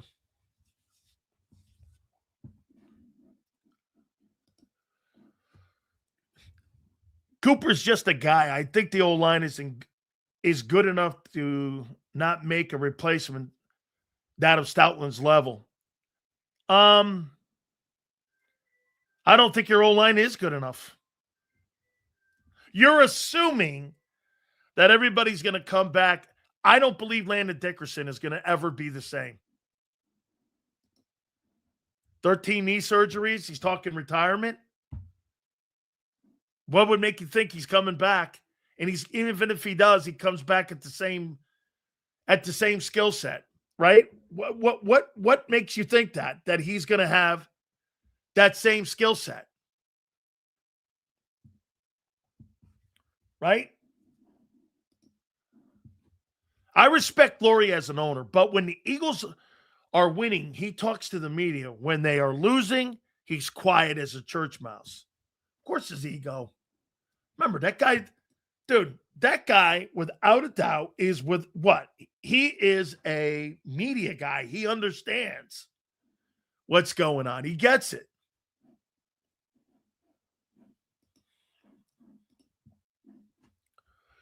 We've seen what happened to Maye with battle line play. Hard to get comfortable in the pocket when you know they can't hold up. Even when you have time, you're still not trusting them. I think Drake Maye was injured heading into that game. I know that he had taken cortisone shots. They were talking about it, that he had taken cortisone shots heading into that ball game. No excuse. He played poorly. He missed 7 throws, some of them easy throws, and underneath throws he had to make. There were some drops in the game, but Drake Maye played too well this year. He didn't play well in the postseason, but look at what he took. Guys, he played the Texans defense. He played the Broncos defense, and he played the Seattle Seahawks defense. 3 defenses. What do you think? What do you think? You think those are 3 of the best defenses in pro football? Those are 3 pretty good defenses for a young quarterback to have to play, right? I mean, dude, Maye underthrows a lot, Sills, from watching the tape. He's not that accurate. Let me see.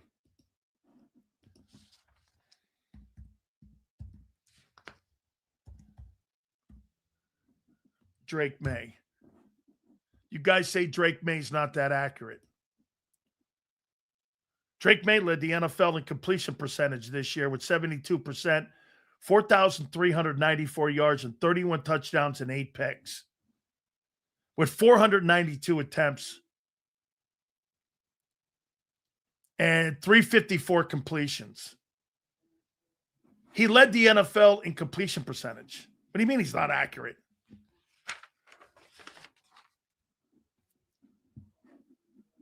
I mean, by the way, who are his wideouts? Hurts has been the best quarterback on the field in the last 4 Super Bowls.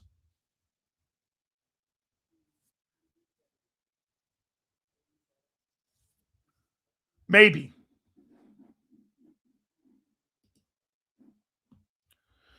Wait till you find how many of those throws was behind the line of scrimmage. Well, okay. He threw those behind the line of scrimmage for 4,394, and he led the NFL in completion percentage. Hurts doesn't throw across the middle of the field and has never even remotely come close to 4,000 yards. And when he did, he had 15 picks.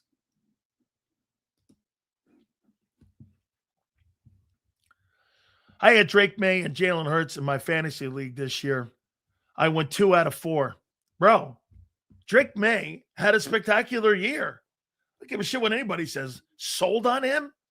You took on the Texans, the Broncos, and the Seahawks defense in consecutive weeks. You're not going to complete a lot of passes in a game like that. That's why A.J. Brown to New England makes sense.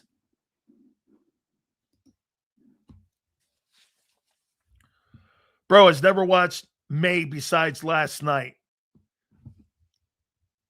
You'd fucking yes, bro. He never watched Maye?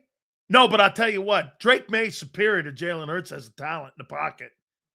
He's superior. Let's see what this guy's done in 2 years of playing. So, Drake Maye's first year, they won 4 ball games. Kid made the Pro Bowl in his first year. Second year, he made the Pro Bowl. He was second the MVP. Led the NFL in passing completion, yards per play, and threw for 4,400 yards. Jalen Hurts in his entire career will never throw for 4,400 yards. Ever. Ever. Ever. Ever. Gotcha, brother. Maye's a great young quarterback. Correct. Drake Maye was a better quarterback this year than Josh Allen. That's factual. Yeah.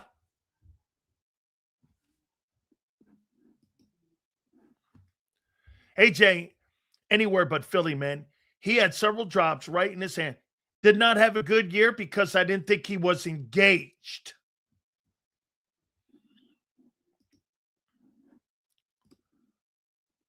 So every team that went against the Broncos, the next game had a ton of injuries and banged up players. I think the Broncos' entire team was a down year next year for style of play. Great take, David. They play a very physical style of play. So you think they walk back a little bit and maybe the Chargers, they pick it up a little bit. I got the Chargers winning that AFC West.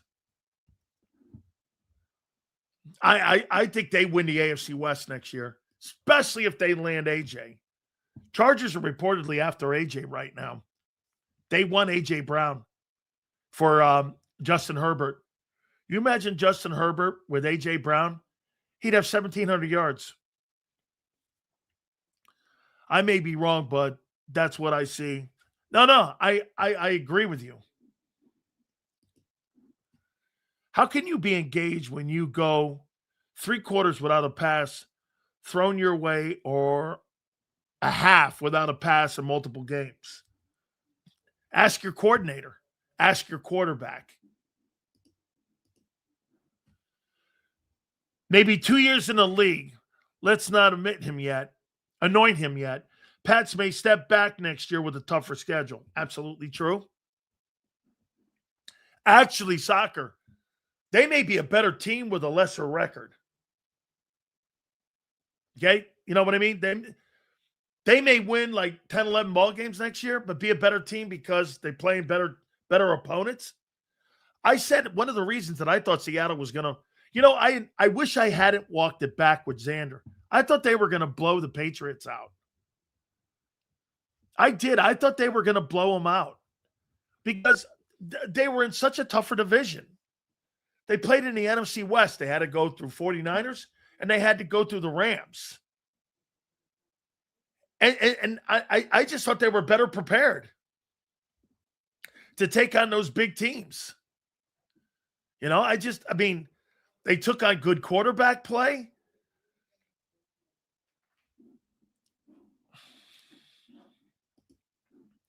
They didn't play good in the postseason. Average at best. Like I said, Cody, they played against the Texans.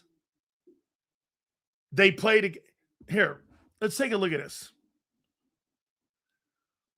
Guys, who did the Patriots play? Because they were the 2nd seed, right? New England was the 2nd seed. Who'd they play in that opening round? Who did New England play in that opening round? Was it Pittsburgh?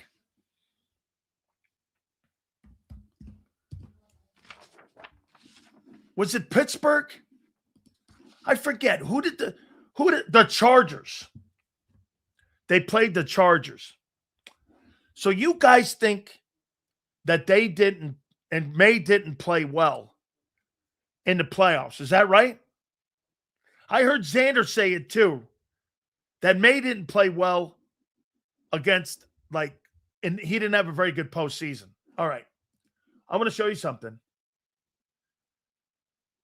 So Drake Maye played against the number 1 ranked Texans defense, the number 2 ranked defense in the Broncos, the number 5 ranked defense in the Chargers, and the number 6 ranked defense in the Seahawks.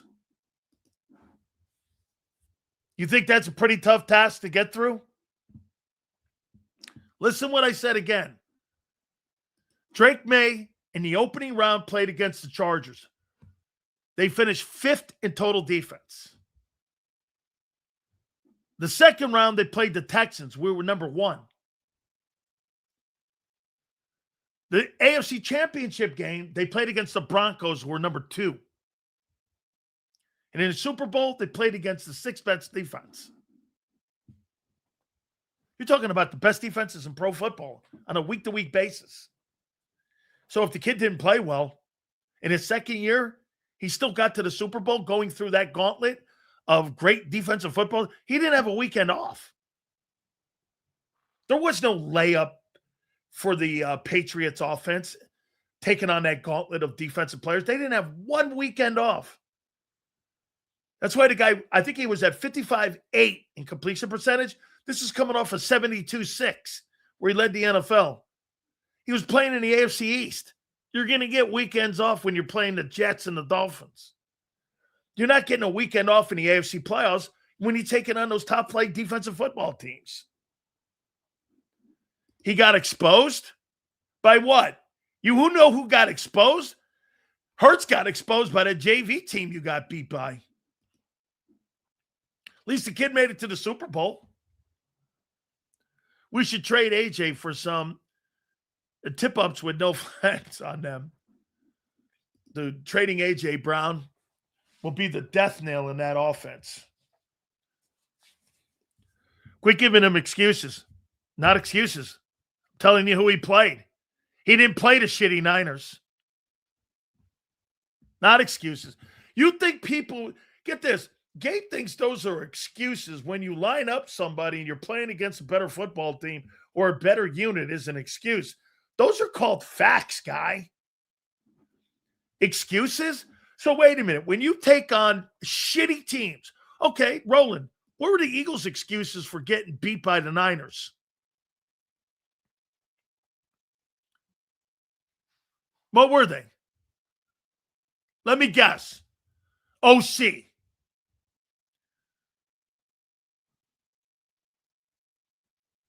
OC. AJ's drops. Jalenite. Jalenite. Can always spot a Jalenite. Can always spot a Jalenite. Jalenite. Hurts is better. Hurts is better. Yeah, okay. Yeah, that's why he gets all his coaches fired. I forgot. Did the greatness of Hurts with a stacked roster beat the Chargers? No. Herbert's 3-1 against them. You gave excuses to Josh Allen and now Drake. Hold on. Hey, wait a second. I just proved to you that my take when it came to Sam Darnold. Get this. Sam Darnold's a stiff, you said. Boy, I'll tell you, it must be cold in Philly. My boy Big Z, man. Holy cow, man. Power going here. He's been working it, man. Hey, that stiff quarterback, Sam Darnold, man, what happened? There he is. He's 31-9 now in 2 years. Guy plays like shit last night. There he is, a Super Bowl champion. Could you ever imagine? Holy shit. How could a stiff like that? It's incredible. How could a stiff like that? I don't know. What happened? How could he win a Super Bowl? I thought stiffs couldn't win Super Bowls. What happened? Just curious. How could a stiff win? I don't know. All right. Without further ado, let's bring in my guy, Big Z, Xander Krause. Let's see how he's doing here, man. How's it working, bro? How you been working? Good, man. I had some electric, and I'm in a different environment. I'm not in my normal studio. I can't work when I got two electricians next to me. They're jiggling, they're giggling and laughing and working and doing shit, drilling. I'm like, I can't go on the show yet. So they just rolled out of here, though. So all good. What'd you make of Super Bowl 60 last night? Yeah, pretty shitty game. Not a great game, but I think there's something to learn from the game. The Seahawks are a team that had a different quarterback last year. And my point in saying that is you can put your team into a different stratosphere pretty quick in the NFL nowadays.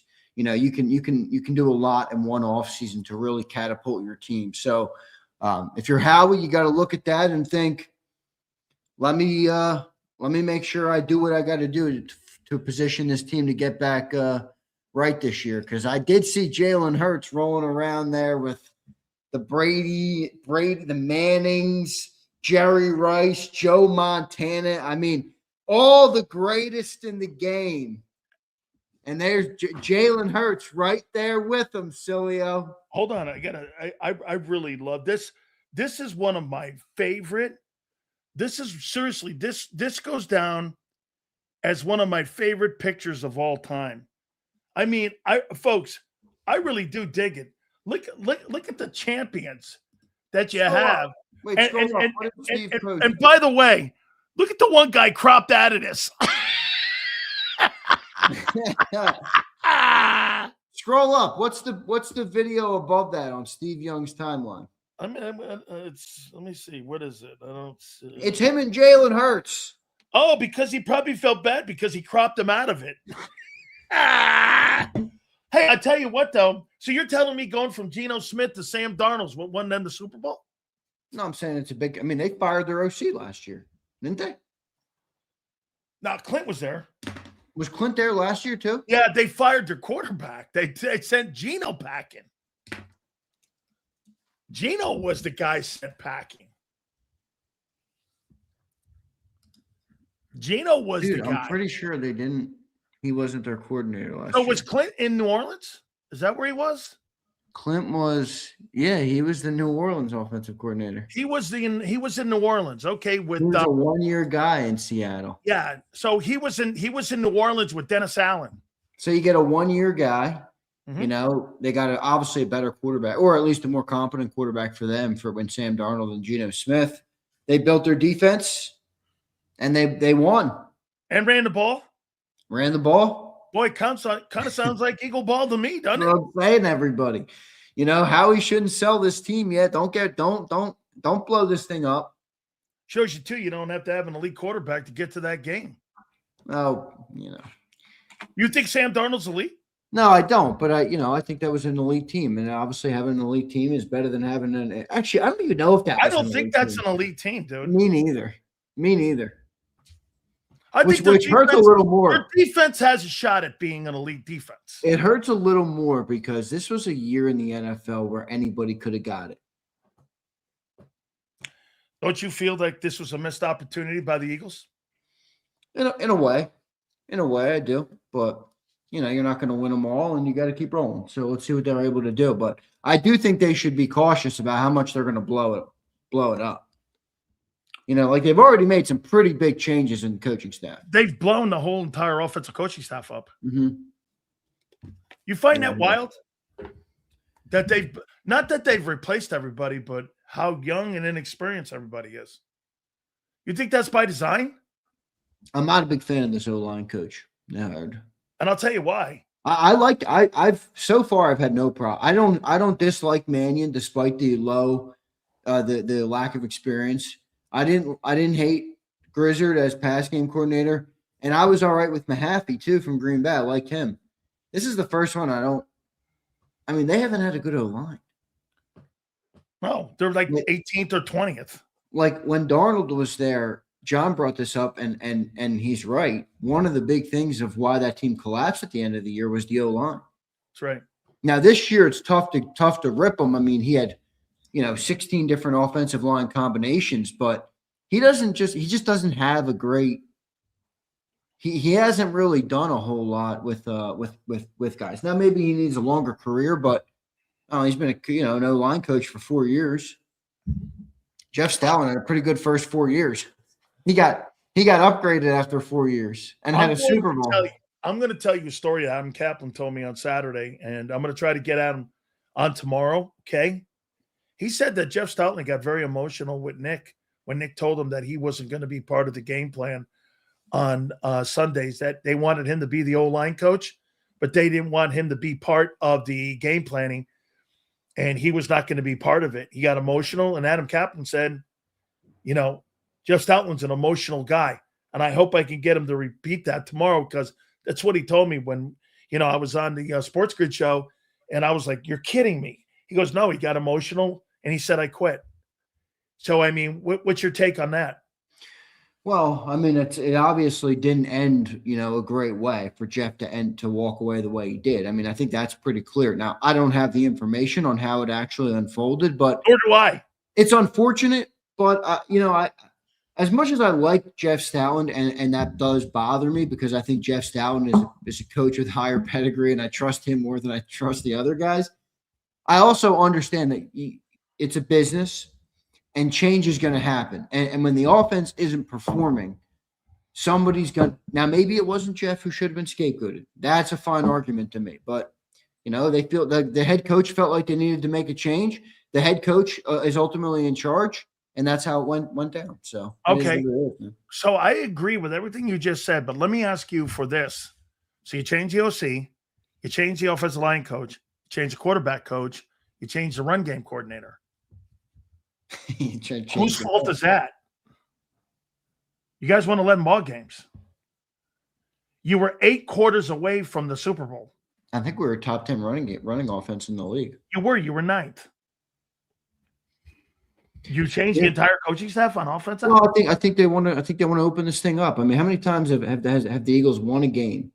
All right, and the offense looked awful. I mean, seriously, how many times have the Eagles won a football game and it looked as ugly as it literally possibly could look on offense? I mean, I came up here and criticized it, and I used to have people comment, "We're winning. It's the only thing that mattered." And hey, maybe they're right, but I'm just saying they won 11 ball games. That's not covering up that offensive ineptitude. I'm going to peel the onion back a little. Do you know how many times before we would do the post game show, Xander would go, "How the hell are we going to talk about this shit?" The offense, man. The offense it was tough to watch. There's no doubt about that. It was a tough offense to watch. But so, who was on the trading block? Jalen Carter, Jordan Davis. Who was on the trading block to get Micah Parsons? Yeah, apparently Jalen Carter was offered to get Micah. What are you making that? And a 1 and a 3, I heard. I heard that as well. That's what John's saying. I'd be cautious of that because I think edge rushers are great, but to me, this Vic defense it works more off the interior of the defensive line than the edges, and maybe that's by circumstance because the better players have been on the interior. But I don't know, man. I mean, I'll say this: we do talk about Jalen Carter like he's Aaron Donald before he's Aaron Donald. You know what I mean? I think he has that upside. Yeah. But if you look at it, he hasn't been that player yet. He hasn't technically been worth $36 million. So he's not Fletcher Cox yet. My whole thing is, dude, and I know the league loves Micah Parsons and the Eagles love Micah Parsons. I like Micah Parsons more than most Eagles fans do, but I don't know about a 1, a 3, and Jalen Carter. I like if you said for Myles Garrett, I'd say, yeah, I'll fucking all right, whatever. I'm good with that. I honestly would. I would be good with that. A 1, a 3, and a 4 for Jalen Carter for Parsons. Well, you just added the 4, and where'd you come up with that? I just thought throw that in there, just for shits and giggles. A 1 and a 3 and Carter. You guys see what he does? He just keeps every time he says that he'll add a draft pick. A 1, a 3, 5, 7, and a 9. Oh man. Hey, call it a 1, a 3, and Carter. All right, that's all I'm giving. 1, a 3, and Carter. Boy, is that a ton, man. And Jerry, hey, how about this? But Green Bay gave a lot too. Yeah, but Jerry's the one that hedged it. Eagles were willing to do that. It was Jerry that wanted to trade in the division. That's because Jerry knows that Mike is a damn good player, and he doesn't want him playing for the Eagles. So if a guy becomes available, if you could put Carter up for Micah Parsons, could you put him up for someone else? Yeah. Yeah, I mean, in theory, right? Now, I think it'd have to be a rare player. Yeah, one of those Remember, elite. the thing with Micah that was different is like they probably wouldn't include him in a Garrett trade because of Garrett's age. Like Micah was the rare moment of like a player that they think was one of the best in the NFL, which they're probably right about, as much as I, do have some problems with the player. And he was young. So it was kind of a double whammy, a triple whammy. I don't think you get that with Miles because of the age. So I don't know who they would put Carter up for. Maybe they would though. It does tell you that they're thinking or were thinking, and Carter didn't particularly have his best season. So would you trade Jalen Carter for Will Anderson? Nah, probably not. Oh, really?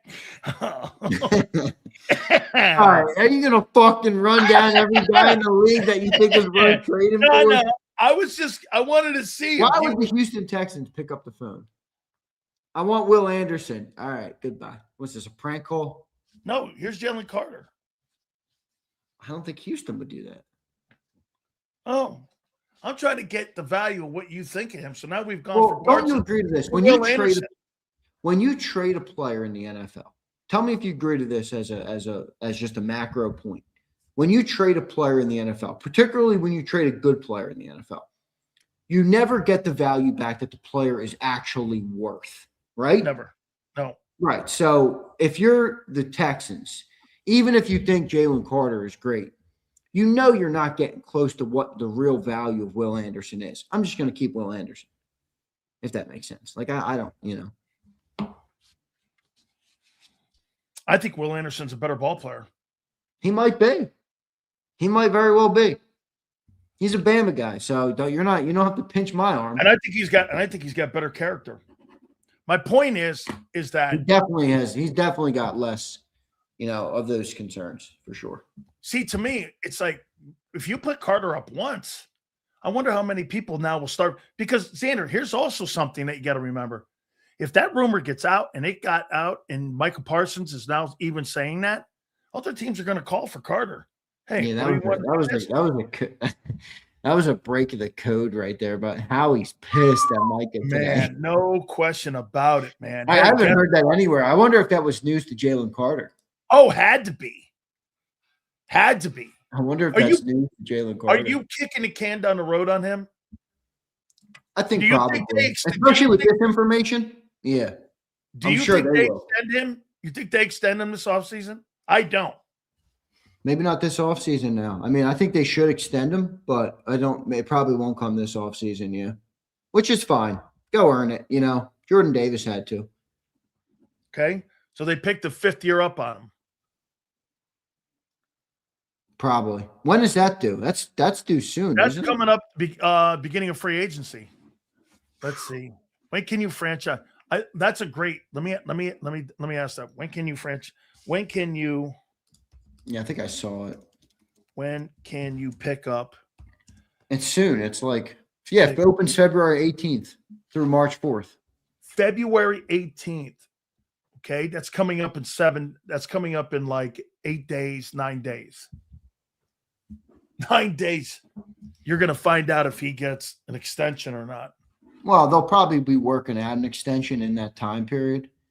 And if they don't work it out, they'll probably slap the tag on him.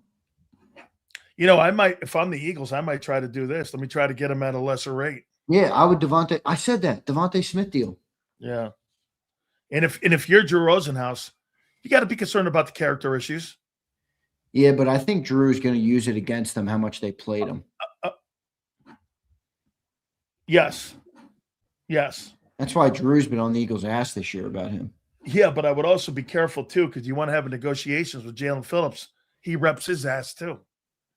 So I wouldn't be playing too many games with all right, dude. Like, Jalen Phillips is a solid player. I'm not letting Jalen fucking Phillips hold the organization hostage. I agree. Come on. No, I agree. All right, so what's up with A.J. Brown? AJ back to Philly. Oh, is he? AJ's back. AJ's back, baby. I don't believe a word he's saying. I think you're right. I think he's got to keep, obviously, They probably told him, don't stir the pot. Make sure you don't Well, it'll help devalue. him too. I mean, the more valuable he That's is, the right. better it'll be for him. So, I think it's. I don't buy too much into it, but maybe Sills AJ is ready to run it back in Philly. Maybe he just loves playing. With what? That coach? Hey, with that nobody coaching staff for years? He loves playing with Jalen Hurts. He It's will Sean. he It's will Sean live with the Filet coaching staff so he can play with his boy Jalen and the godfather to his children. Sean Filet Mignon. You don't think Dude. Sean Mannion's going to be any good, do you? No. That's not what I said. He's a nobody right now. He is a nobody right now. That's for sure. I don't know if he's going to be good or bad. He might be a grand slam. He really might be, man. I don't know. But I tell you this, I mean, your offensive line coach, your guy who just got blown out in Tampa. All right. I mean, and Mannion. I mean, I don't know who these fuckers. That is like a frat house. It's like this. All the dude, what would you get that from Angie? Angie told you from frat house, and you bought it. Hey, I love it. It's the bro you thing. Bought it hook, line, and sinker. Let's go right here, man. It's like, let's go, man. We're ready to rock here, man.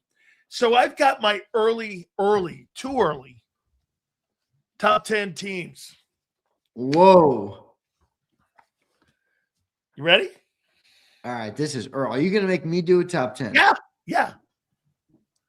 Oh.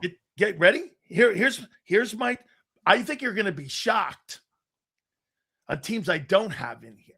By the way, we'll read your supers, and Gary Cobb will join us at 4:30. I'm gonna get Adam Kaplan on tomorrow. I'm gonna ask him. All right, you ready? Tell me when you're ready.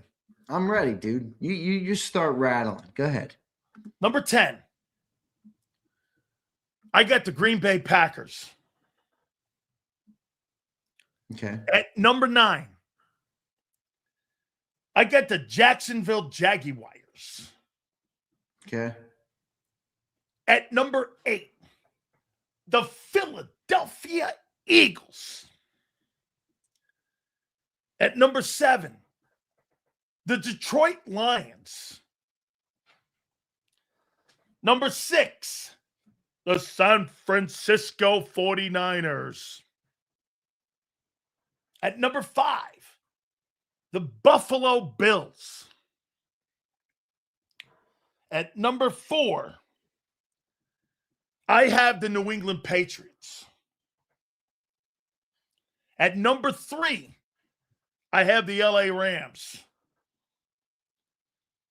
At number 2, the Denver Broncos. And at number 1, I've got the Seattle Seahawks. Not bad. Not great. Not bad. Not great. Not bad. I'd probably find a way to sneak the Bears in there. See, the Texans are going to be hard to leave off. The Chargers are going to be hard to leave off. Yeah, but the quarterback, man. The Chargers probably right there. Green Bay probably. Green Bay you could put the Chargers there at 10. Or, boy, Detroit. I think Detroit with that loser. You had Detroit though. You had Detroit in there. Yeah, number 7. Where do you think the Cowboys will end up? I don't think they're top 10 right now. But if they go all out on the offense or on the defense, excuse me, and they bring back Pickens, that could be interesting. 12. I got the Cowboys. They are, by the way, they're franchise tagging Pickens. I'll tell you who's going to stink again.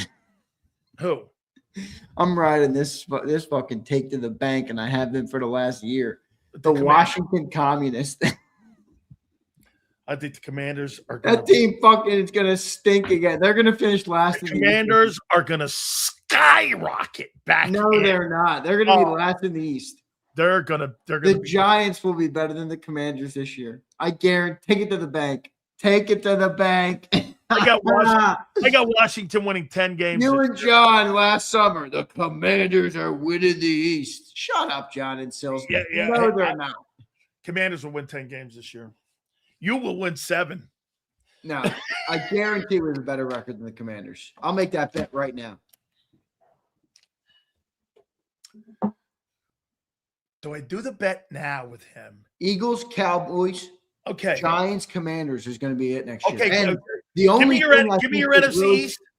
What's that? Give me your NFC East. Right now, I got the Eagles, and this is because I'm an Eagle homer. Eagles, Cowboys, Giants, Commanders, the Eagle part of it. I could see somebody making a case that if the Eagles' offensive changes don't work out, I could see somebody putting Cowboys in at 1. But they got a lot of moves to make before you could say that. I mean, this is all hypothetical, them getting that defense better. They got to actually use the stuff to get the defense better. If they draft a bunch of Gary Smiths. Did you send Gary the link? Oh, shit, no. Okay. Sorry. So wait a second. That's right. You were dealing with it. Listen, here's my NFC East. So Z's is Eagles,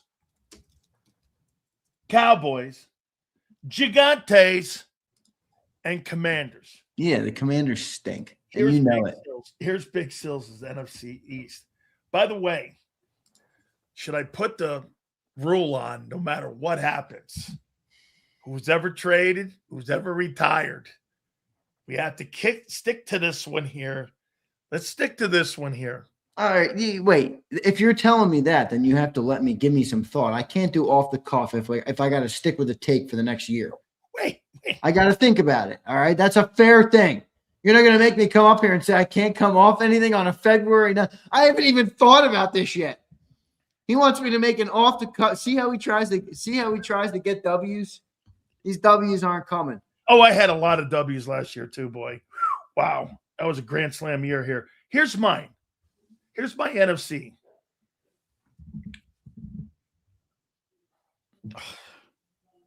I got the Cowboys.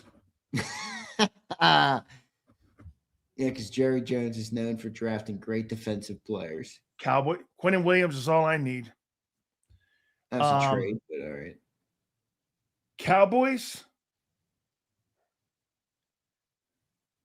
Wasn't all they needed last year either. They had a better division record than the Eagles did. I don't give a fuck about their division record. They didn't even make the playoffs. Smoked you in the second game. Oh, no. What's that? Is there a new trophy? Wait, I think I see it actually. You see, guys, you see that written up on that cowboy helmet up there in Sileo's shot? I think I can actually see an inscription that says better record in the NFC East in 2025 than the Eagles. Wow. Wow, you guys played an accolade. You played one more week than the Eagles did. You played one more week. Okay, Cowboys, man, Commanders or Eagles? We also won the East. Commanders or Eagles? Or 2. Eagles won the East. Commanders or Eagles? Who's going to win 7 games? I'll go Eagles here. I'll go Commanders third. More than 7 games. I got Commanders third, and I got Giants. Poor Jaden Daniels. They saw this guy have a historic rookie season, and they said, let me just surround you with the biggest pile of stiffs you've ever seen. And they saw Jalen Hurts and said, let me surround you with the biggest stiff of offensive-minded guys you've ever seen. Hey, well, I can't dispute you on that just yet, but I don't think it's about Jalen. I think it's about Nick. Oh, my God. What's the number one move, right? Hey, by the way, how about John Snyder, man? Oh, dude, you and John and Jeff said, is he better than Howie? All right, stop.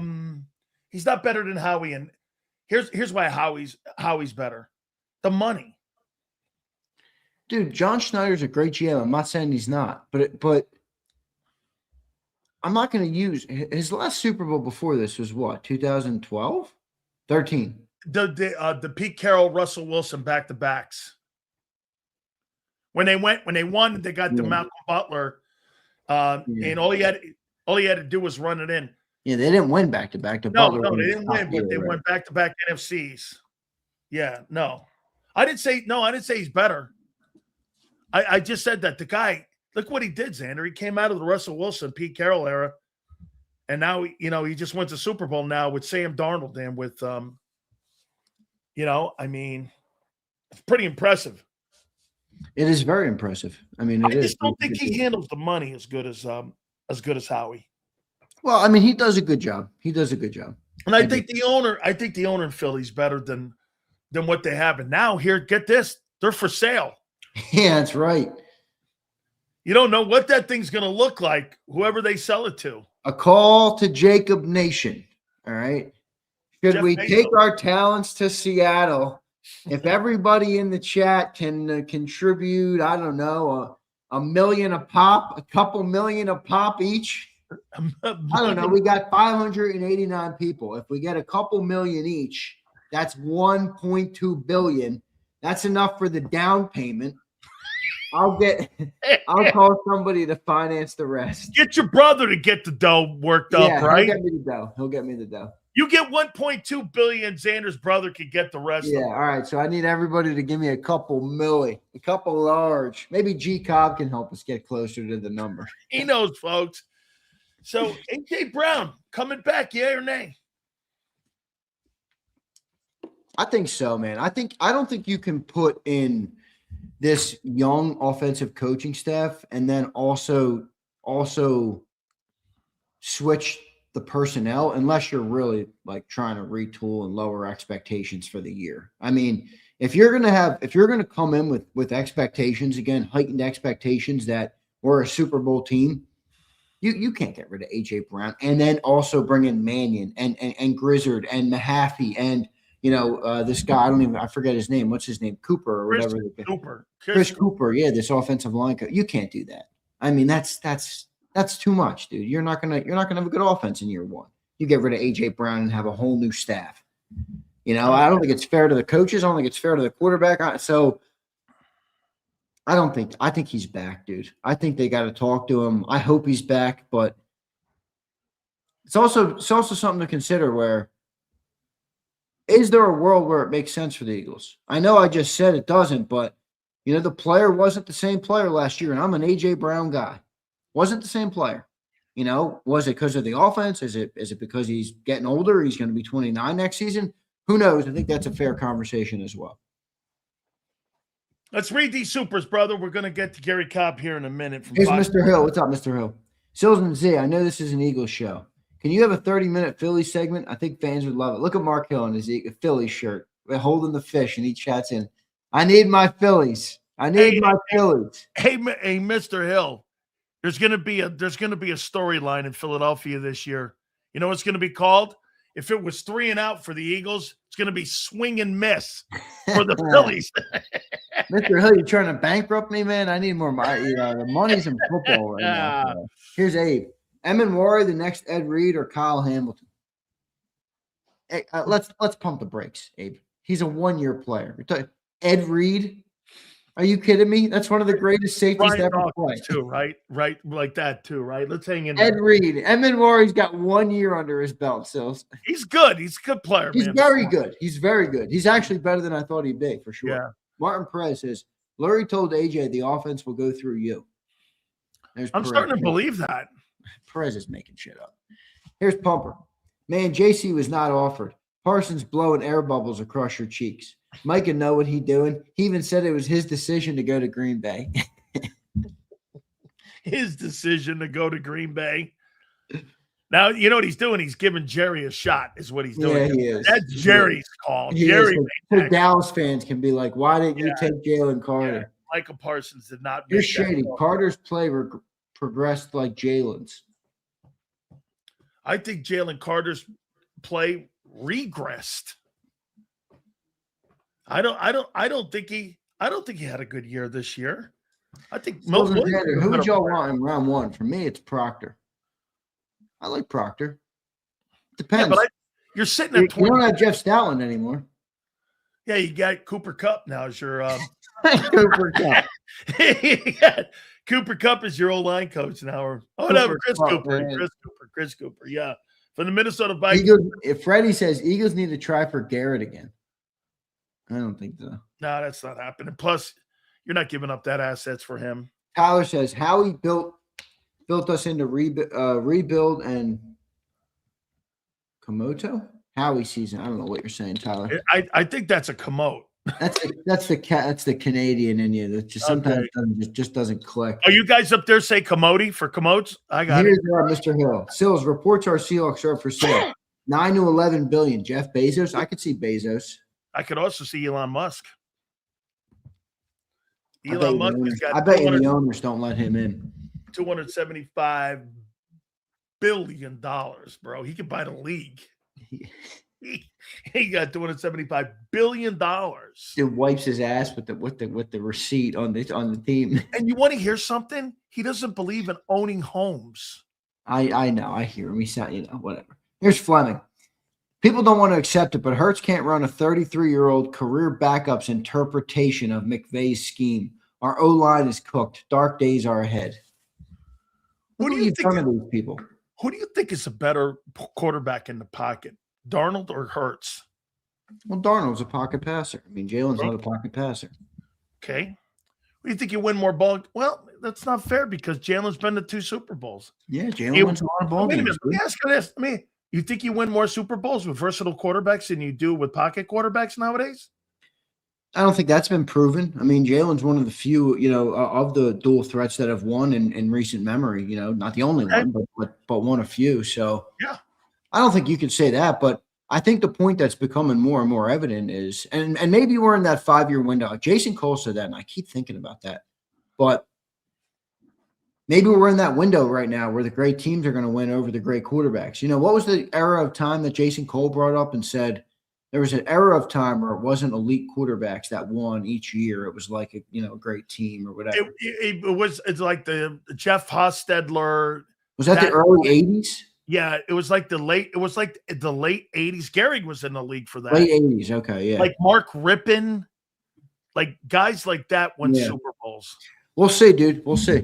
I don't know though the answer to your question. Who you could win more with, but they both won a lot in the last 2 years. That's quite a Steve Young picture right there, man. Just cropping Jalen. Oh, come on, dude! Right out of that. I don't know, G Cobb. I'm gonna have to show G Cobb the picture. Don't even entertain. They just cropped Jalen Hurts' picture out of the Super Bowl MVPs. It's like you posted a picture. Out of it. You don't know how to use text to save your life. You think Steve Young's any better? No. Not at all. No, right. No. Fair enough. All right, brother. I'll catch you. All right, bro. Sorry, I was on late today. The electricians are here. Hey, listen. Tomorrow we're going to give our year-end grades for the Eagles tomorrow. So we're going to do that. All right, I'll do it. So we'll have that ready for you. All right, big man. We'll see you tomorrow at Birds 365. Appreciate you doing it, brother. Later, dude. Appreciate it. You got it. Oh, I didn't get the Bad Bunny. I bet G Cobb was dancing away to Bad Bunny. I can just see. Holy cow. So we have a ton to get to here. So the Eagles, they blow out Jeff Stoutland. And they hire a dude named Chris Cooper, who had one of the worst offensive lines in pro football this past year. First and foremost, though, we got to get his thoughts on last night. And I've said this before to you. Sam Darnold, Gary Cobb, Southern California. This is the first man to ever win a Super Bowl from USC. He was the first USC Trojan to ever start a Super Bowl as a quarterback. Our friend, Gary Cobb from Fox 29 joins us now. How about that, G Cobb? A little USC history made last night. Whatever. I don't get all excited about that, but I will give him credit though. He showed a lot of, toughness to be able to, the way he started off his career like crap, up in New York and to just get humiliated and everything, with the fact that he kept his eyes on the prize, and he had a great year last year in Minnesota. Like, what in the world are they doing? How could you let the quarterback walk? You got some of the best wide receivers in the league, and you have a great year offensively, and you just let him walk. And then of course you're not in the playoffs the next year after you had a 14-3 record, and you just let the guy walk. But anyway, he really showed a lot of mental toughness to be able to play, because you hear, he had to hear things, people saying things, and he fought through it, and now they got to give him his respect. He got a ring, and they got a good young team. They're probably going to be one of the teams the Eagles are going to have to battle. They're going to have to go through Seattle at some point. Those teams are probably going to meet. They are. if they get their things together. They're on the What's schedule. that? They're on the schedule this year, so they're coming to Lincoln Financial. You know that's going to be a good battle, man. You know they, of course, got that defense, and offensively, man, they got a nice team, man. JSN, Gary, the one thing last night, we've seen this so many times when you and I were back in the league. If you didn't succeed as a quarterback within 3 years, they moved off of you. Yeah. Wasn't the Sam Darnold story? Isn't it more about, it's more about organizations failing these guys by not putting like great players around them. And this is kind of what they do in Philly for Jalen. Traditionally they put really good players around the quarterback. They don't do it in Buffalo as much, but they do it in Philly because, Sam Darnold, people aren't calling him elite after that. And now he's a Super Bowl champion because of what you just said. You don't have to have an elite player at that position any longer, do you? You have to have an elite roster. Well, I guess there's some truth, but the quarterback has to, though. He's got to take care of the football. No turnovers. Yeah, the turnovers, come on. Turnovers can kill you, and that's the thing yesterday with Darnold. In my looking at the game, I'm saying if he takes care of the ball, which, man, he made some throws early in that game. His guy came down with the ball, but my goodness, the DB was all over him, just a split second away from picking the ball off. But things worked out for him. But yes, the quarterback, he does, he's got to be able to make plays. Now, you can't have a quarterback where you got such a good team where the quarterback's not going to have to make plays. No. Look at the game against L.A. He threw for 300-some yards, 3 touchdowns, and no picks. Now, that was a great game. And he had to put that together at the right time because if they hadn't, they'd have lost to the Rams. So I got to give him credit. He stepped up when he had to. He didn't have to do it all year because their defense was great. They played great all year, but they didn't play great against the Rams. The Rams were moving the ball, scoring and everything. And if he didn't have a great game against the Rams, they would not have made it to the Super Bowl. So you got to give him credit. He made the plays when he had to. I'll tell you what, to your point, here's the number. Seattle didn't have 1 turnover in the playoffs. That's the entire NFC playoff run all the way through to the Super Bowl here. So, yeah. Hey, after watching those 2 teams last night, don't you come away, if you're the Philadelphia Eagles, going like this? That's a missed opportunity, man, because, Gary, I don't think Seattle is a special team. I think they're great on defense.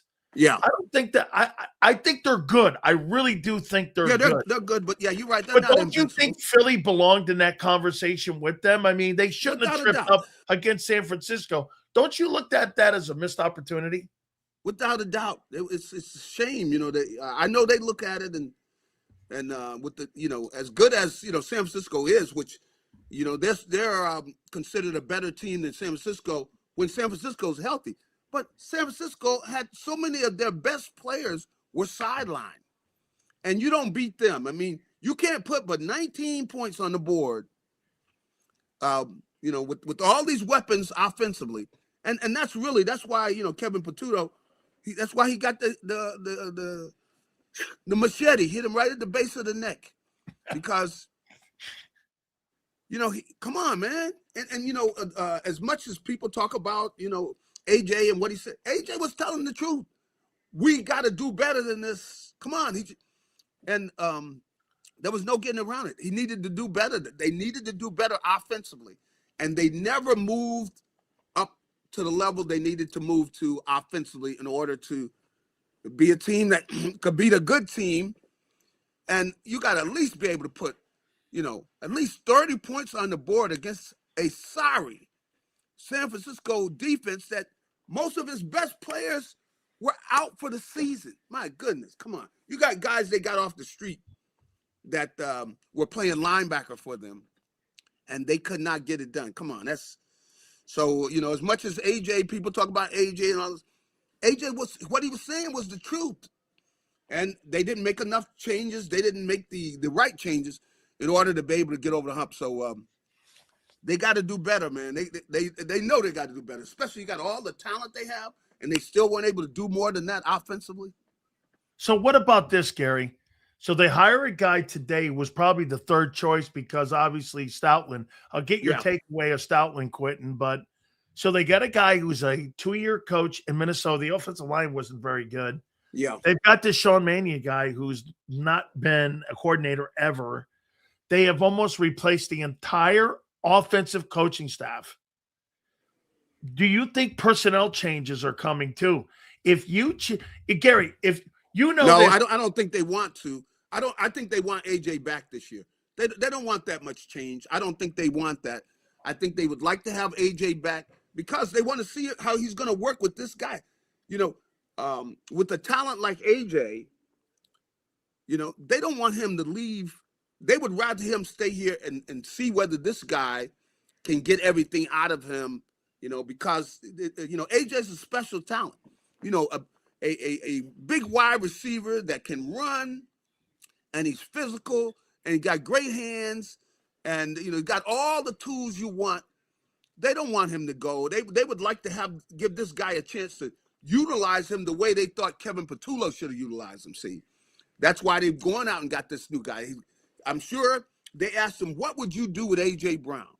And he probably laid out what he would do with A.J. Brown, how they could utilize him, how they could take advantage of his strength and the hands he has and his ability to run routes and all that. I'm sure he laid that out, and that's the reason he's here, is how he could utilize this talent. You know, and I'm sure they asked him about, you know, Saquon Barkley. How could you utilize Saquon? What would you do? And the reason that they got him here is because he had ideas that they didn't hear. Come on, I mean, it was pathetic the way that offense was last year. Same old route, 3 guys in the backfield. You hand the ball to Saquon, he got 3 guys on him every time he gets the ball. I mean, it was ridiculous, you know, and that's why I know with Coach Stoutland, a great guy and everything. But you know what? Truth of the matter is everybody's time comes. yeah. You know, and These are not Supreme Court justice jobs where you're going to keep them for life. It's just I get that part, but I want to tell you what Adam Kaplan told me over the weekend. Mm-hmm. Adam Kaplan, you know who he is. He's a big time Eagle guy, lives in the area too. He said that Jeff Stoutland got very emotional when Nick went to him. When Nick was reorganizing the coaching staff, he laid out his responsibilities, and he said, Jeff, we'd like you to be the offensive line coach. But as a run game coordinator, we're going in a different direction on game day decisions and how we're going to put the game plan together. Yeah. And we're going with a new philosophy here. And Jeff got up and looked him in the face, according to Adam Kaplan, who I'm going to get on tomorrow. He basically quit and said that, hey, look, you know, I'm out. And hey, what do you make coach and everything? What do you make how that ending went? It's about production. You know, I'm sorry. You know, it's about production. You know, as much as good as he's been throughout the time he's been here, and he's a great coach, and these guys played harder for him. So you don't have a problem with him being replaced? I don't. You know, what were the results from last year? Not a very good run game. Come on, they could not run the ball last year. They couldn't run the ball. I mean, I'm looking at Seattle yesterday. Seattle ran the ball all year. Now, why couldn't we run the ball? I mean, you know, and you know the way it is in the NFL? Yeah. It's about production. You know, I mean, you know what? I'll send some cards to you, your wife and some kids and your kids. You know? You know what I mean? You know how it is. In fact, I sent some flowers over. I mean, but I'm sorry. Hey, here's some flowers. Here's some flowers and some cards. By the way, Coach wants to see you. Bring your playbook. Bring your playbook. You know, it's about production, especially when you've got a team with the talent that they have on it. And I know they did have some guys, the offensive line, the guys were banged up, playing injured and everything. But I'm sorry. Hand the ball to Saquon. 3 guys in the backfield. Come on, man. Look. This is getting old. And so they weren't able to make the adjustment to really, you know, get it together. And unfortunately, you know, somebody was going to pay the price somewhere. And unfortunately, and he did a great job there. And He was there a good while, over a decade. So, I mean, it's tough. You know, NFL is about production. Everybody knows that. Everybody knows. That's why, you know, guys get old. They look over there and say, hey, man, you know, it's about that time for you. And it's time to go, man. You know, Hey, if listen, I got to tell you this story. So Ron Hughes, remember him with Detroit? Mm-hmm. Ron Hughes knocked on my door, and he was with Kevin Colbert, who went on to become the Steelers. He's been on this program, Kevin Colbert, when he was a GM. They go, look, don't knock me out. Wayne wants to see you. I said, get the fuck out. I started every goddamn preseason game. I leading tackle. I played great. Mm-hmm. So I go in there, and Wayne goes like this, listen, we're going to cut you, but we're going to bring you back. And I went, it's a roster thing. He goes, don't go anywhere. And I'm like, you're going to cut me? And then what? I had never heard of that. So he cut me 2 days. That's those games they play, man. He calls me up. He brings me back. He signs me. And he goes, because they had a guy named Rodney Pete. No, Lawrence Pete. They had Lawrence Pete, who was a backup nose. And I walked in there. He goes, listen, I don't want you to get me. So you're right. It's about how they see the roster, how they see things. It's just part of the NFL here. All right. Speaking of that. Yep. So how about Micah Parsons giving us a nugget that Jalen Carter was on the trading block? And Micah Parsons said this on his podcast. He goes, yeah, there was a 1 and a 3 in Jalen Carter for me to go to and the Eagles. He said he was almost an Eagle. What'd you make of Howie putting him? I can't think Howie's happy about that. If true, I think, you know, Howie might have been just throwing something out there. 1 and a 3 and Carter for Micah. I don't think, you know, I don't think that you're not buying that. Yeah, I'm not buying it either. But you know, now his name could have been mentioned and everything because the Cowboys could have mentioned it. You know, and I could see them. I mean, if they think they could get him, but I don't think the Eagles would be seriously considering doing that. You know, I don't see that. Now they are frustrated with him. Now they are frustrated with him though. Okay, are they going to pay him in the offseason here? Or do you think they kick the can down the road? I think it's going to be down the road. I think they're going to kick the can down the road because all the nonsense last year. He really didn't have a really good year last year. So I don't think they're going to pay him right away. I think that eventually they plan on it, but they want to see him be the guy and be consistent. And you know, no more of the nonsense. They want a guy that they can depend on to be there and be consistent, because he's shown he can play at the level that is a special level, but he's got to do it and he's got to be consistent about it. And it's got to be where they see the maturity in him. That's the big thing, is where, you know, hey, we don't have time for nonsense, okay? We want you to take care of business. And that means, you know, he's shown some of it with, you know, making sure he comes in the best of shape and all that. But that's what they got to see out of him, you know. And really, you know, Jordan Davis showed a lot of growth last year. I mean, yeah, and they would like to see that kind of growth in Jalen, you know, see that kind of growth in him. When you have a new offensive line coach coming in that's as young as he is, and you have a new run game coordinator, what do you think the future of Lane Johnson is? You know, he's considering, you know, probably considering, you know, that just taking off, you know, especially now with this. But I don't know. I really can't say that I know what's in his head, though. He might say, hey, I'm going to play until, you know, I still think physically, you know, that I can play. And the whole thing is about his body. Now, he has had some injuries bothering him. So this is going to be, you know, he got a tough decision to make. And really, I don't know what he's going to do, but you know that he's going to sit down and really take a good look in the mirror about what he's going to do, because, you know, your Stoutland's not going to be there anymore. You know, it's going to be some kind of changes with the offensive The entire line. offensive coaching staff has been changed out. Yeah. So, hey, Gary, do you think the Eagles right now as a coaching staff are going through a rebuild that, here, get this year it's Stoutland retiring, or leaving, walking out Yeah. the building not happy. Yeah. They fired the quarterback coach. They Yeah. got a brand new run coordinator. They got a brand new O-line coach.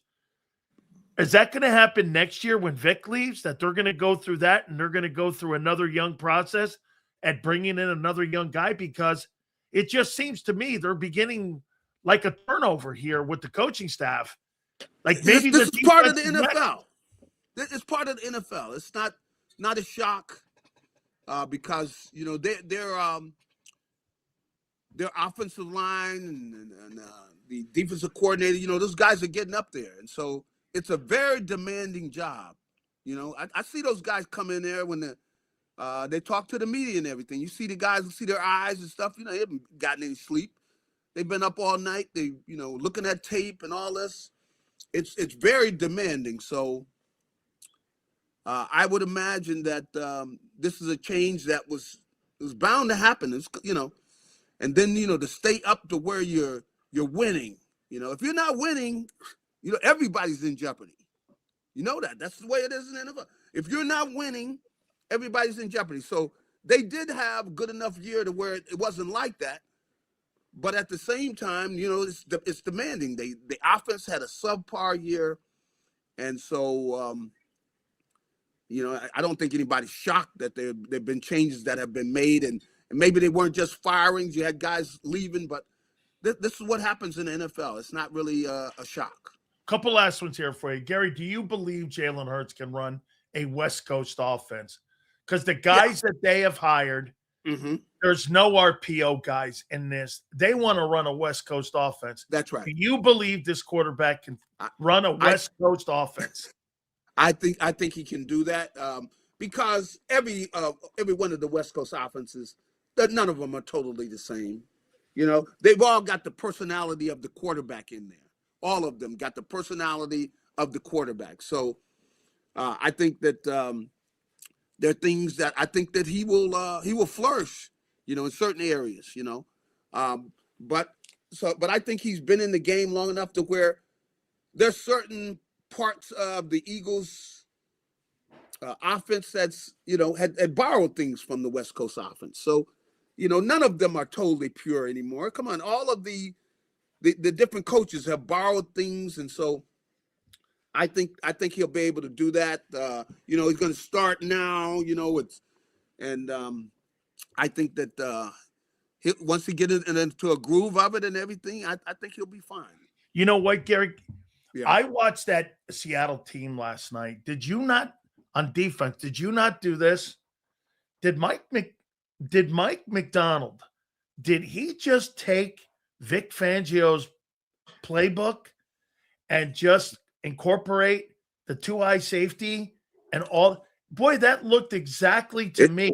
It did. Like It Vic did. Fangio's defense. I mean, it was Yes, it almost like every single thing that they did on that defense. It just reminded me of the 24 defense, and it looked like everything that Vic did. I mean, it's almost like he took his playbook. Did he not look like that? Because he shut down Drake Maye with it. That's right. It definitely seemed like that's what he did. And you see this where it's like this new position has been started, where you got like I'm talking about Cooper DeJean, where you've got this like rover. That's right. Like a rover, where he's almost a slash linebacker. Yeah.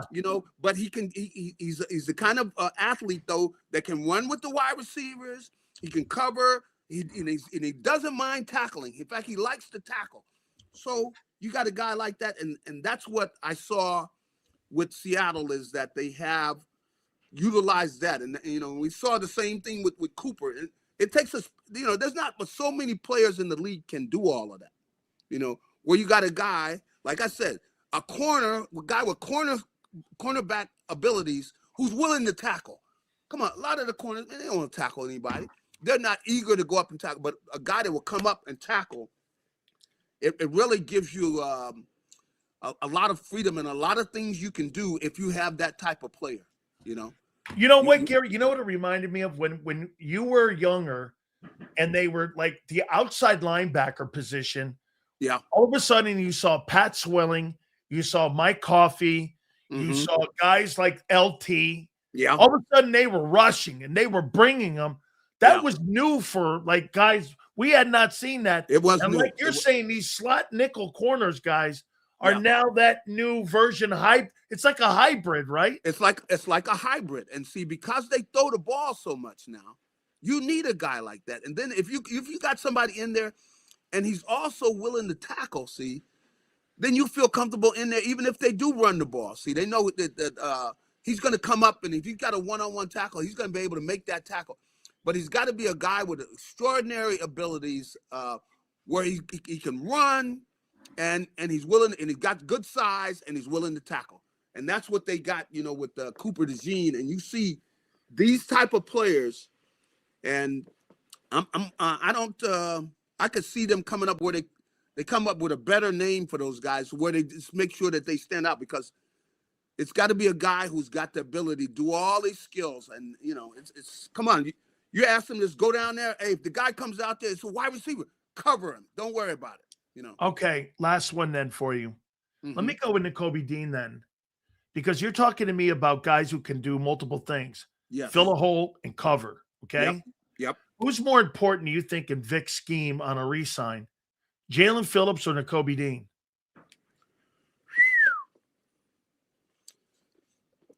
Well, the thing I tell you is with this team and the personality, I think Nakobe was very important, because Nakobe was the leader. They were a different team when he was out there. That's right. He pushed guys. You got to realize that he's kind of almost been a big brother to a lot of these guys. Because look, how many of the guys from Georgia? Yeah, I know. And you see, he's at a point now where he can walk up to, Jalen Carter and get after him, because at times, you need that. Whatever. If you're not playing well, if you didn't make a play, if you're not hustling or whatever it is, and Nakobe has that with all those guys, all those Georgia guys on the team. Equity. They're all key parts of the defense. So I think he's very, very important. But, I can tell you that I know when he left the locker room, when I was, the game was over, I got the feeling, because he came over, gave me a hug. I could tell by the way that he thinks he's out there. He was at the Super Bowl, and he kind of was sending like messages out there that, it's about a 50-50 deal that he's brought back. And obviously this is all more about the injury factor with them. I mean, with all that being said, it sounds like he wants to come back. Yeah. He loves it. Come on. Like I say, and I see them, all of those Georgia guys, they're all together. See them getting ready to go out and get something to eat. Got all the, and they're comfortable with each other. And so he's got that group. And come on, that's a third of the defense right there. Yeah. So he's got that, but I think he knows there's a chance that they'll move on, because the young kid Jihad, Jihad Campbell. He's got to be on the field. I'm sorry. I mean, I thought they mishandled him at the end there, because I don't think he was playing bad. Yeah, come on. Well, it wasn't that. It was that of how Nakobe came back. It was how important Nakobe was to the defense. That's why. But as an athlete, as a player, and we talk about guys that are the type of player who can do all these different things. That's Jihad Campbell. You see him run down and get an interception, knock a ball down. Yep. He's down 30, 40 yards downfield, running with a running back or a receiver, whatever. He's got those type of skills. So I don't see any way they can keep him off the field, because even if you have him coming off the corner or whatever, there's nothing the kid can't do. And he's the kind of kid who has got a great work ethic. He's smart. You can't keep him off the field. He's got to be on the field. See? Gary, I got to bring this last one up to you here. Listen, Milton Williams on Saturday was asked about leaving Philly, and he goes, "I never wanted to leave. Yeah, I wanted to be a Philadelphia Eagle. The problem is that general manager never contacted me. He never contacted my agent. They never put a deal on the table. and it was just never. My agent But reached see, out to him. How I he ghosted cannot him. blame the Eagles because He's some when they ball. have He's some ball player, Gary. I know that. I know, but $25 million. I mean, I don't know how how they were going to be able to pay him, but he is. We saw that in game and during the playoffs. You can see he's a great player. I mean, and I know they didn't feel good about letting him go, man. But they can't sign everybody. So, but we'll see. He helped them get to the Super Bowl. So Well, he's been to the Super Bowl 3 times in 4 years. I mean, there's something to the guy. He's one thing's for sure. Jalen's a winner. This guy, yeah. winning. How about this, Gary? Winning follows this guy. Okay, I mean, those are the kind of guys you want on your football team when winning follows you, right? That is true, and you see, he's got the maturity. It's not just his skills. You see how he, just being around him, you see how he's putting it all out there, and he's helping the other guys that are playing with him. Meaning, working with the younger guys, teaching them and everything.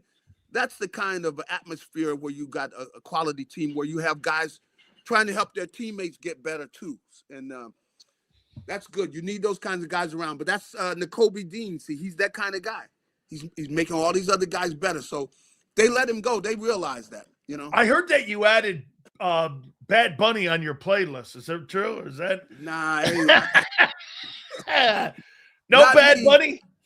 I'm not a Bad Bunny guy, man. If you're gonna send me any of his stuff, send it to somebody else that's gonna really listen to it. Okay? JAKIB, I appreciate you more than you know, man. Thank you so much, my friend. All right, have a good one. You got it. Yeah. Wonder how many people added Bad Bunny to their playlist after the Super Bowl. You had Kid Rock and you had Bad Bunny. See, I didn't give a shit about it. I really don't care. See, the NFL won. You know why? We're sitting on a Monday and we're talking about Bad Bunny. And for the record, they're trying to get 1834 dudes. They're not trying to get old dudes. They're trying to get younger people to watch the Super Bowl. So every old dude that said, I hate that guy, the NFL doesn't give a shit. As long as the guy doesn't do anything over the top, it works. My wife just said Bad Bunny's hot. I'm sorry? Women love Bad Bunny. Greatest show I've ever seen. There you go. And by the way, you should feel thrilled because my wife never does that. She's more behind the scenes. How you doing? Yeah. Oh, my God. Hey, listen, I didn't give a shit. I know the NFL's game. I know how they operate. Okay? Miss Sills is insane. You don't know half the truth, okay? Trust me when I tell you. I'm a Metallica. No Metallica. I'm a Metallica guy. Actually, I like Green Day. I thought Green Day was great. Hey, Sig. So, okay, wait a minute, Sig. You ripped my my aunt. Now you're ripping my old lady. You're not going to go far here, brother. Okay? There's a guy at my job that doesn't watch football at all, but he watched the halftime show. The NFL gets it. You bet that's exactly right. That's exactly right. That's the guy they're appealing to, is that dude right there. They're looking for the fringe person, 1834, to try to get younger viewers. Ted Nugent, really? Good night. Yeah. Why do we have to be so? See, to me, I didn't mind a thing. I don't really give a shit. I didn't give a shit either way. My hardcore right-wing wife would never sells. Ted Nugent kills deers. Yeah, we don't kill animals in this bitch. If you kill an animal, that's not going to happen. Yeah, if animals don't like you, you're not welcome in our house. Just so you know, it says it right on the front door. If animals hate you, my cats and dogs hate you, you could take your ass out of here. That's not happening. If my cat or my dog run when you come in the house, your ass is out of here. I told the guy from Sports Grid, he came over and set up these cameras that I have in my room here, you know? If my dog came in and I was like, that's a good thing because if my wife sees that my dog runs, it's no good. Oh, look at this. Twiz, make me a sandwich. My wife doesn't do any of that shit, bro. That's not, my wife was my producer for 20 years of me in broadcasting. That's not what that is. She's a tremendous producer. Wouldn't just mix up old school and new. That's right. Cover all bases. No, Gloria Stefan, that my wife does hate that chick. Okay? I don't know what it is, but my wife doesn't like Gloria Estefan. Eminem, he hasn't been relevant in 100 years. I like Lady Gaga. Lady Gugu was trash. Really. Bro, Lady Gaga is, if you want to know how to run your social media, which I don't know how to run mine, she's brilliant at self-promoting. She's one of the greatest. I heard Bad Bunny was arrested after halftime for sucking. Oh, really? You know what I thought would have been great? Could you imagine if they had an ice dude waiting for him when he got off the stage? Oh, my God. The NFL would have, everything would have exploded. There's an ice guy. No, the chick. What's her name? Gnome? She was waiting for him. She had a pair of cuffs and she was swinging them. Oh, my God. She just had cuffs, you know. The good-looking Homeland Security chick, she just swinging her cuffs. Come with me. He won 2 Grammys. I'll tell you what it really did do is that now there's another vehicle. Next year, you know what you're going to see? Alternative halftime shows. From what I understand, Kid Rock got 27 million people watch that thing. 27 million people watched it. I think he had like 5 or 6 million live viewers on YouTube. You're going to see a shitload of that next year. I bet the NFL does something too like that. They're going to make money on that. Kid Rock created a new platform, alternative halftime shows. You watch. There's going to be a shitload of these next year. She called Kid Rock a bum. That wouldn't have been. I think there's better Puerto Ricans out there than Bad Bunny. Come on. Why does it have to be better Puerto Ricans? You mean better singers and better Puerto Ricans. Yeah, Roberto Clemente was. I miss oh my God, the Budweiser commercial was dope. Hey, by the way, was that Lincoln? Was that Lincoln from the Eagles? That was the Eagle? Was that Lincoln? Somebody told me that was actually Lincoln from Philadelphia, the Eagle that was on the back of the Clydesdale. Somebody told me, they said, hey, you know the bird that was on the back of the Clydesdale in the Budweiser commercial? They said it was Lincoln. That's his name. That the Eagle guy showed up. Dude, I thought that was a great commercial. I loved it, man. That was a great one. Clydesdales, hey, no more Bud Light, huh? I think Bud Light learned her lesson. Play Super Bowl in Australia, get better singers. How you doing? Won money on Bud Ice one year. Dude, yeah, hey, I thought that was great, man. Lincoln made an appearance. Sil's thoughts on James Pierce ruining his career. Well, when you do shit like that and you have domestic violence and you have it with a weapon, James Pierce has probably played his last down. Especially in Atlanta, where they went through the whole Michael Vick deal. Seals, I'm 38, and I haven't heard of alternative music since the late 90s. You're saying grunge. You're exposing our ages. Well, no. Alternative halftime acts. Not alternative music, alternative halftime acts. Because you had Kid Rock and you had Bad Bunny. You're going to see alternative halftime shows. Not like grunge or like Nirvana and shit like that. That's not what I'm talking about. Dude, like the views that this guy got, I think it's approaching 50 million. Next year, Eagles, Broncos. That's what the commercial told me. I like that thinking. Broncos, Eagles. Clydesdale and the Eagle. Okay. Big Sills wants an alternative lifestyle act at the halftime. Yeah, I just want I'll take Metallica. I'm good. Real. Really? Man car revoked. Yeah. Man card revoked. All right. Got to pay some bills here. Hey, our great friends at Morgan & Morgan, the number one injury law firm in all of America, for a reason. It is because they win. Family owned and family run.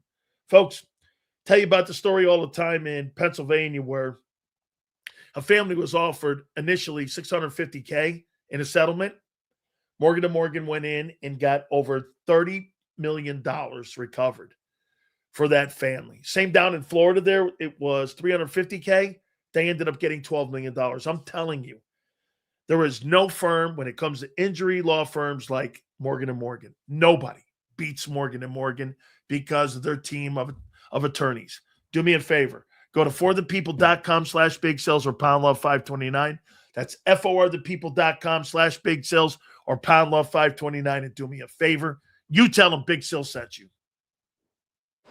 There's a reason Detective Johnson is the gossip king. Oh, did you hear? Jackie and Tom are getting a divorce? Sad. Well, I heard that Ashley Had work done on her face?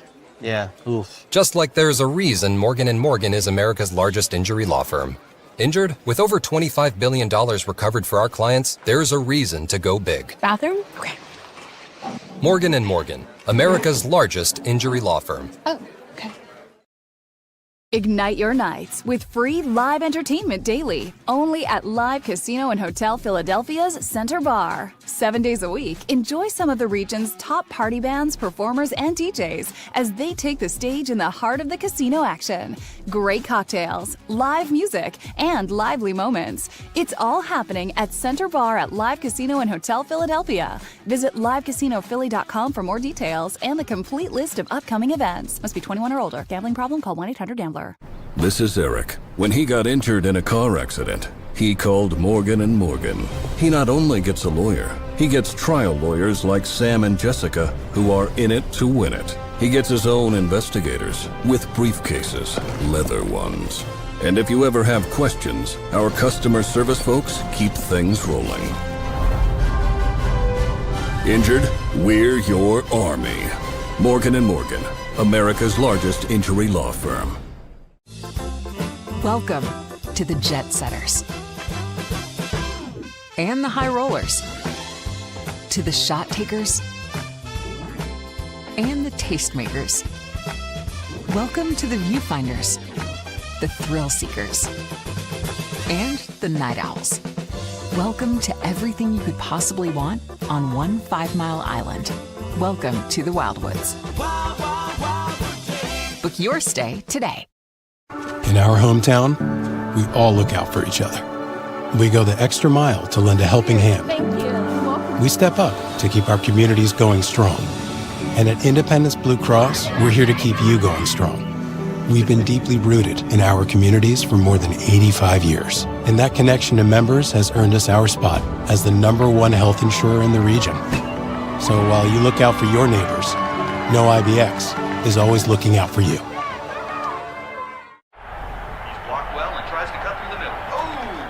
Your gut says Miami is going to win and you should take the over.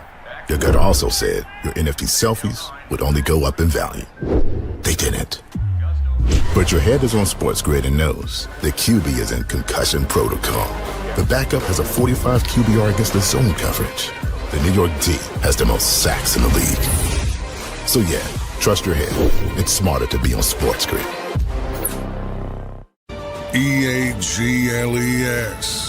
Eagles.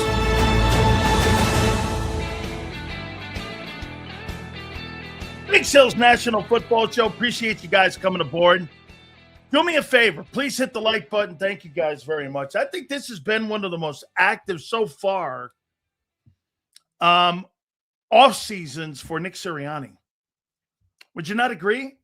Change the entire – I have not seen an entire offensive coaching staff changed without the head coach being fired like this.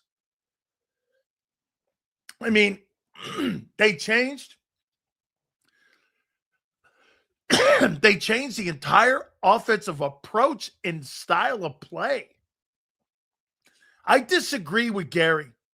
I don't think Jalen Hurts can run a West Coast offense. I don't. Excuse me. I don't believe he can. Dan, I think you're right again. I think the Super Bowl will be pay-per-view. Eventually, it's trending that way. Yep. It's clearly going to be that way. Okay, I do. Change for change's sake. I think it's because they. How about this? Will we not agree? Now, here, it's funny. Somebody said this to me. Do you think Jalen Hurts has taken this offense as far as it can go, and that's why the changes? Okay. How can you hate somebody you don't know? That's the stupidest fucking thing on the planet. I don't hate anybody I don't know. The only way I hate you is if I know you. You hate people you don't know? How dumb is that shit? You hate people you don't know or never met. Talk about simpleton. Talk about being an imbecile. Dude, I don't hate Joe Biden. Okay? I mean, hey, it's like a weekend at Bernie's when he's around. But other than that, I don't hate the guy. You hate people you don't know. It's classic. Hey, I can't stand that guy. You know him? No. Have you ever met him? No. But I hate him. Oh, all right. Can't be any stupider. It's the dumbest shit going when I hear people say that. Man, I hate that guy. I can't stand that guy. Have you ever met him? No. Oh, okay. How do you know you hate him? Well, I could just tell. Oh, well, your marvelous intuition, right? Do you think they changed the coaching staff because they're going to draft a quarterback? Sills loves the villain in every movie. I don't know Dracula from a box of rocks. I think in sports today, I think if you don't have a villain in your sport, you don't really have a sport. Every sport needs a villain. People used to hate Barry Bonds. People can't stand A-Rod. Tom Brady's kind of a villain in some people's eyes.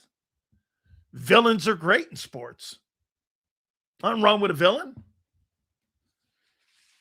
I guarantee M. Reyes is a cream puff because anybody who's a knee dragger, this guy right here, boy, king of Philly knee draggers. It's like a society like the Audubon Society. It's like the knee dragger society in Philly for the Eagle management. He's like the president of knee draggers and worm eaters. Oh, man. The professional knee dragger. Who's that? M. Reyes. You know him? Yeah. You should see this guy. How do you know he's a knee dragger? Have you ever seen him? And have you ever heard him? Holy shit. This guy's got his own parking spot at NovaCare. Pull it right up. Pull your little wagon up. He's got a little wagon he pulls up. with his like scooter. He pulls it right up there, right to the side, and he's got it right there. Knee dragger Reyes, little parking spot right there. He gets to put it right there, and yeah, he gets to park it right next to Howie. No, it's in between Howie and Nick. You know, it's got to be like a vanilla fudge sandwich. Oh no! And Reyes is a fudge sandwich. Oh, who's on top? Nick. Who's on the bottom? Howie. Who's in the middle? Reyes. Yeah. Oh, he's a fudge sandwich. Oh man. Yeah. Kyle Sills don't know shit about any of these players. Yeah, I know. Yes, Tom Brady is one of the few underdogs that transitioned into a villain. Yeah, because people hate winners. That's why you call him a cheater. That's why you call New England cheaters, because you can't do what they do. So you have to come up with some bullshit to make an excuse because of their greatness. That's what people do. People, they chop down greatness because you know why? They can't do it. And it's always a fundamental flaw, especially in men. When somebody else does something spectacular, there's got to be a reason why, or there's got to be a flaw. Like with Tiger. When Tiger was found out that Tiger Woods was not a good husband, this guy's a horrible man. Well, I'm not watching Tiger Woods on Sunday because he's husband of the year. I'm watching Tiger Woods on Sunday because he's a golfer, not because he's the man of the year. You're the people that I don't give a shit if he cheats on his old lady or if he has 100 and he has a harem. All I care is on Sundays, he's Tiger Woods. That's all I know about the guy. I never get tied up into that. My idols are not sports celebrities. So if a guy's a tool, I never get disappointed. I don't get disappointed with athletes. Hey, did you hear what happened to that guy? He was a real asshole. Oh, well, sure. Who cares? Who gives a shit? Dan, if Mahomes in Philly, how many point Eagles score if he never had 1,000-yard rusher in his career? How many pick Eagles have to give to trade for him? Jimmy Johnson said if you ever thought of putting him out there, that you were ever going to trade for Patrick Mahomes, it'd be 5 first-round draft choices. Jimmy says he's untradeable, Patrick Mahomes. You can't get value for him. You could never in a million years get value for him. And if he had, hey, let me just put it this way to you, my friend. Can you imagine him out with could you imagine Patrick Mahomes with a 2,000-yard rusher and 2,000-yard receivers in the same year? Mahomes would score 50 a night. They'd never lose. Mahomes had that kind of talent. And the offense, this guy beat the Eagles with Juju Smith-Schuster. A Juju Smith-Schuster. Will Josh Allen never get to the Super Bowl? I don't know. I sure hope the Bills can build a team around him. Be great if they ever put somebody in there. Instead of, what is it? Here, let's take a look at this. Here's the talent level on the Buffalo Bills this year and what he went to battle with in the AFC playoff game. In the divisional round, let's see who he had. Here's who Josh Allen played with. Robbie Shankar.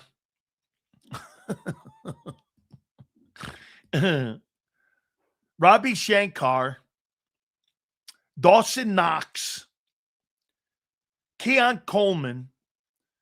Joshua Palmer. Ty Johnson. These are the people he was throwing the ball to. Terrell Shavers. Gabe Davis. Brandon Cooks, who had how many catches? 5 catches for 11 targets, 114 yards. The entire season. How many games he played? 5. That's who Josh Allen throws the ball to. I mean, you might want to put some more better players around him. Stephon Diggs got in every end zone but the right one. Oh, man. What would the Bills want for Allen? 5, 6 ones? He's not tradable. He's not tradable. You couldn't trade for him. You'd have to put your entire future of your team up for 5 years before you would trade for somebody like Josh Allen. Be 5 ones. Same with Patrick Mahomes. Like 5 ones. Seals the blueprint 2 years in a row. Have a very strong defense and run competent offense with no turnovers. Exactly correct. Correct. He'll never do it. Can't get there with the ship mess he has. I completely agree. But yet Sam Darnold's better now, right? Twiz? It's Twiz. So let me ask you this. Because of the 2018 class, is Sam Darnold a better player than Josh Allen? You want to see buffoonery and imbeciles? Watch this question. Twiz, he's the first guy from that 2018 class to win a Super Bowl and get to one. Lamar Jackson, Baker Mayfield, and Josh Allen were in that draft. Is Sam Darnold, who was fired from 5 teams, is he better?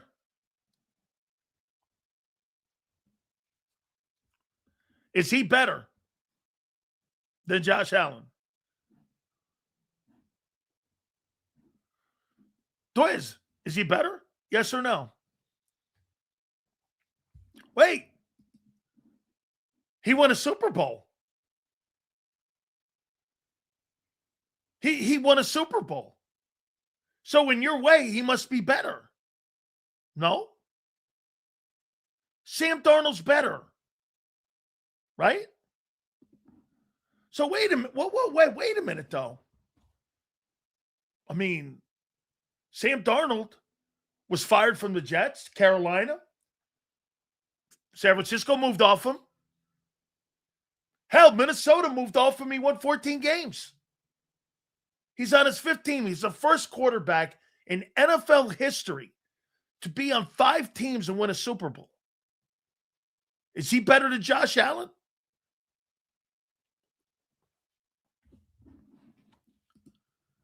Not better, but a better outcome. Why don't you just say it? He's on a better team. All the bullshit you guys told me about the excuses. Sam Darnold is exactly what I'm talking about. He's exactly the comment that I make all the time about quarterbacks not having good players around them. Okay? I think Jalen Hurts, I think he's an okay player. I don't think he's great. I think he's a good player. Sam Darnold's a good player. Nick Foles is a good player. Those guys are good players. They're not trash. Nobody ever said that.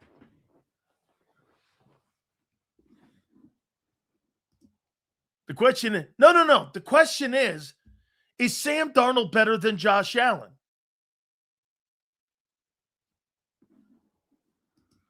Sam Darnold ain't fucking Jalen. Well, he's had more success in the last 2 years than him. He's won more games. Sam Darnold's won more football games and more playoff games. Let me think. Jalen won 3. Darnold won 3. So that's pretty even. Darnold's won 31 ball games in 2 years. Darnold's like 31-9. 31-9, 3-1 in the playoffs. Jalen Hurts is 3-1. Sounds like the same bullshit to me.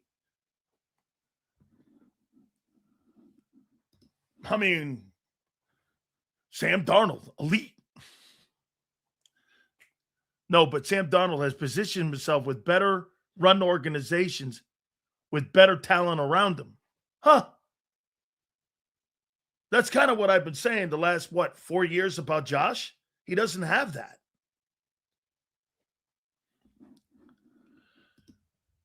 Hurts mic drop? Jim Plunkett mic drop. Jim Plunkett has 2 Super Bowl wins and an MVP. Mic drop. Who's he? Who's he? Sam Darnold, Brad Johnson, or Trent Dilfer? Looks to me like all Super Bowl winners. Wow. Look at that elite list of quarterbacks that have won Super Bowls. Whew. Whew. Actually, he wasn't a backup when he won the Super Bowls. He was a starting quarterback, especially when he won the MVP. So wait a minute. You win 2 Super Bowls and you win a Super Bowl MVP. You're not a Super Bowl legend? Well, then neither is Jalen Hurts. He's got 2 wins. That guy actually has 2 wins. Not 1-1, but 2 wins. And a Super Bowl MVP. He's not better than Josh. He needs a defense that both teams in the Super Bowl had. Okay. So he needs a better run organization. Whole point of winning games is winning championships. No. Jim Plunkett's not better than Josh Allen. He's got 2 Super Bowl wins. That was my argument the whole year. You guys kept telling me Sam Darnold was trash all year long. Well, he's a champion now, and the owner of 31 wins. And now he's 3-1 in the playoffs. And now he's the team to beat in 2026. What happened? Maybe better coaching? Maybe better players? Maybe better teams? You're damn right he's not, because Plunkett actually won Rookie of the Year. So just curious, being a New York Giant, were you a Google Dolls fan? No. What? Google Dolls. Shit. Dude, I actually when I was a kid, I actually liked punk music a little bit. If you're an elite quarterback and you just saw Jalen Hurts and Sam Darnold win a Super Bowl, how aren't you demanding changes inside SIG? That's the topic. That's the topic. Google. That's it right there. If you're Joe Burrow and you're watching Sam Darnold, how are you not doing this? I got to get the hell out of Cincinnati. I got to get out of here. You're damn right. And you're Lamar Jackson going like this. You fired John Harbaugh. This better work or I'm out of here. If you're Josh, hey, Sig, that's the story of last night right there. You're damn right. If Jalen Hurts and Sam Darnold, those are your last 2 guys that have won Super Bowls. Hurts is no prolific passer. He'll never be. I don't care what they're trying to do. Sam Darnold will always be considered a journeyman. And he won a Super Bowl. The greatest thing ever happened last night, because you know why? For me, if I'm an organization and I'm building my roster and I got good, competent people in my organization, I'm going to get Mac Jones. And I'm going to win right now. I'm going to go draft that guy.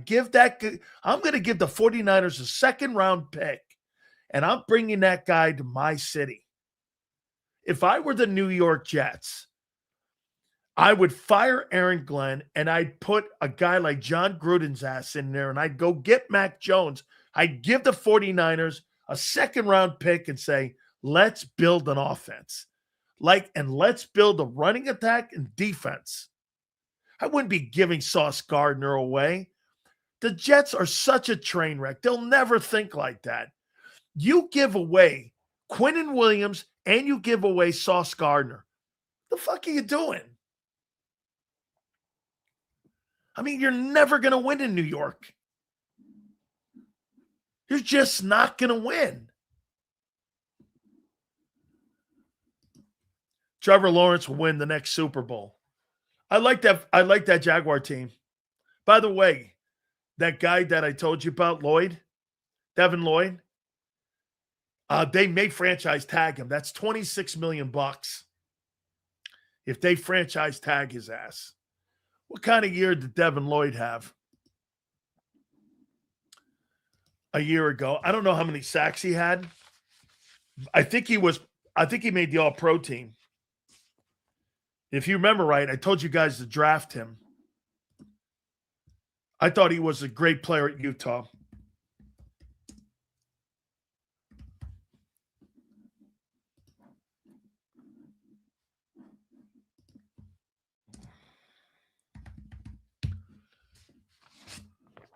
Guy's a great football player. I think they're going to franchise him. I mean, if they franchise him, what the hell? Where's his stats? LYOLD. There it is. Devin Lloyd.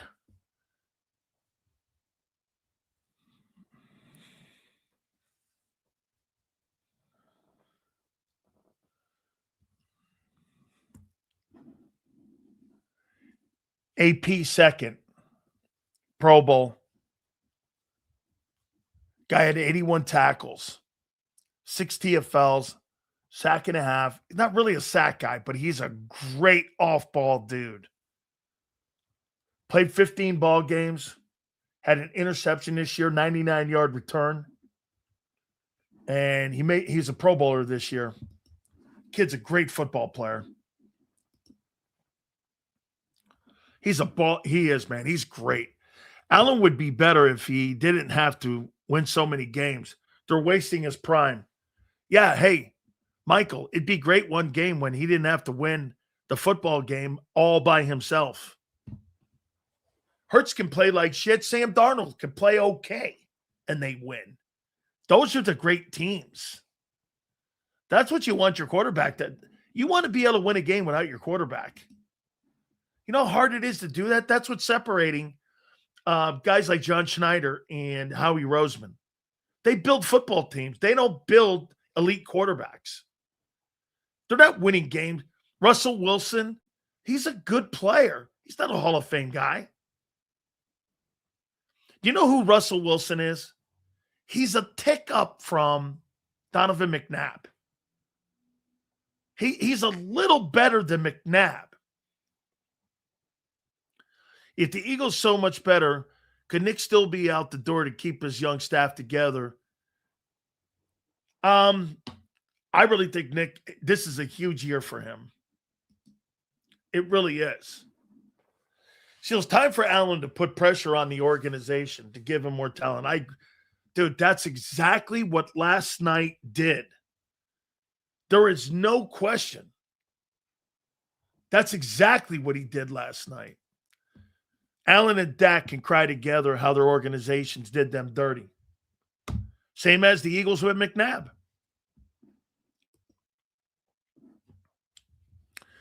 Seals 26 is going to blow up Jalen and his career in Houston, replacing Stroud. Bank on it. Jalen Hurts in Houston, with that defense and the run game, they'd win games there. He'd fit perfect there. That'd be a great place for him, Houston. If Jalen goes to a place with a great defense, shit, if any quarterback goes to a place with a great defense, you're going to win a ton of games. That's why next year, you watch the 49ers win a shitload of football games. Why? Because they finished third in the NFC West. They may have finished second. No, they finished third, I think. I don't know if the Rams finished second. Let me take a look at that. I'll tell you teams that are going to be great next year.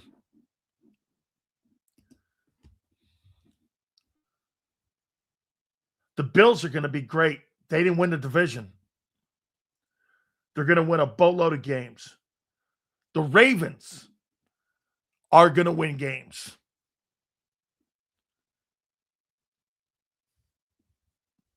The Texans, I don't know because of the quarterback.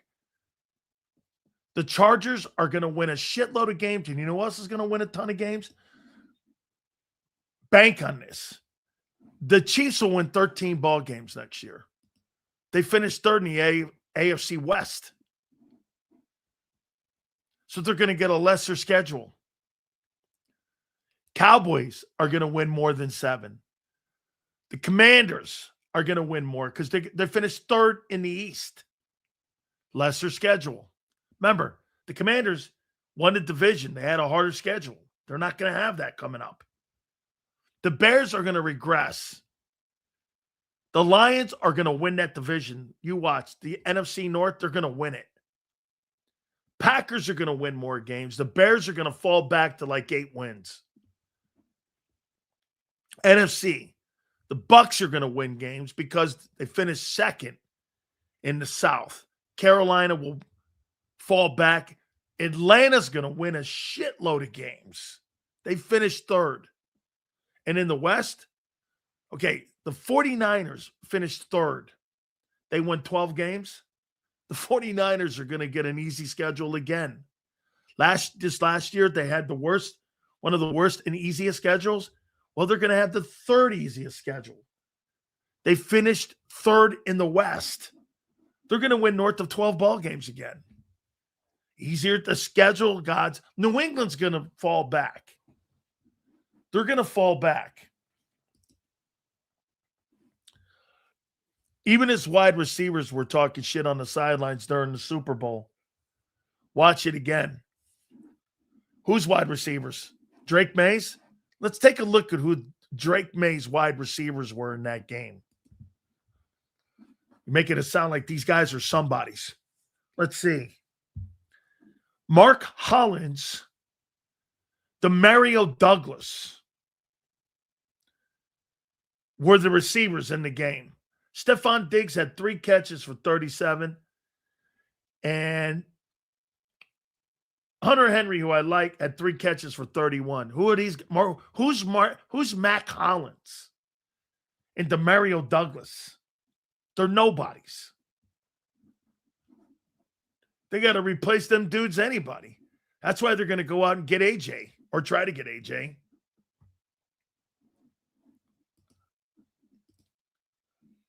Who the hell are them dudes?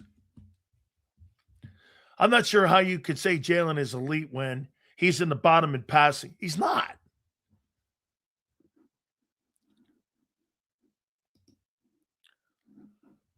This clown said we're winning only 6 games next year. I said 7. I think between 7 and 9. I didn't say 6. I said 7 and 9.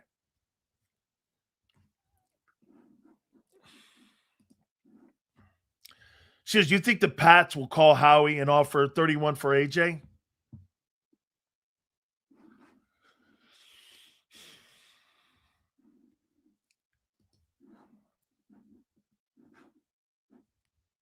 Pats will be 30. Let's see what the draft order is.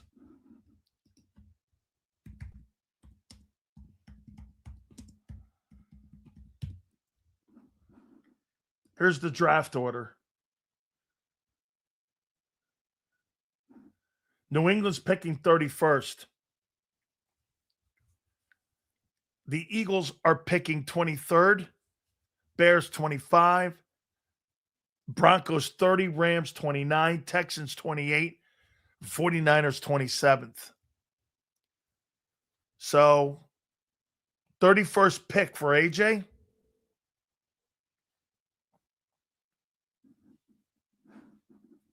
I would. If I were the Eagles, I would do that. Remember, though, and what's the cap space? Let me see if that makes sense. NFL 2026 draft cap space.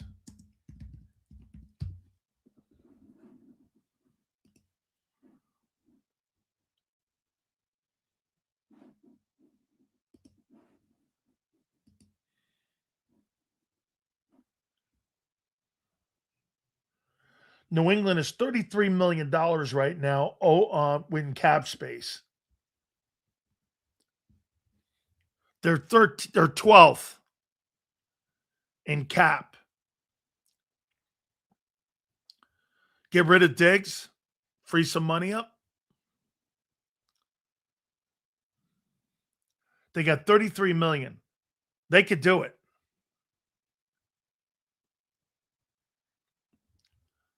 The Eagles right now are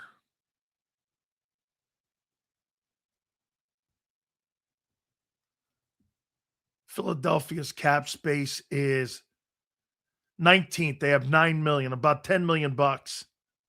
They're 19th. That free money up too for them. Give me 2 second rounders. I'd give you the 31st pick for him. Eagles not making a Super Bowl next season. Book it. They won't even make the playoffs.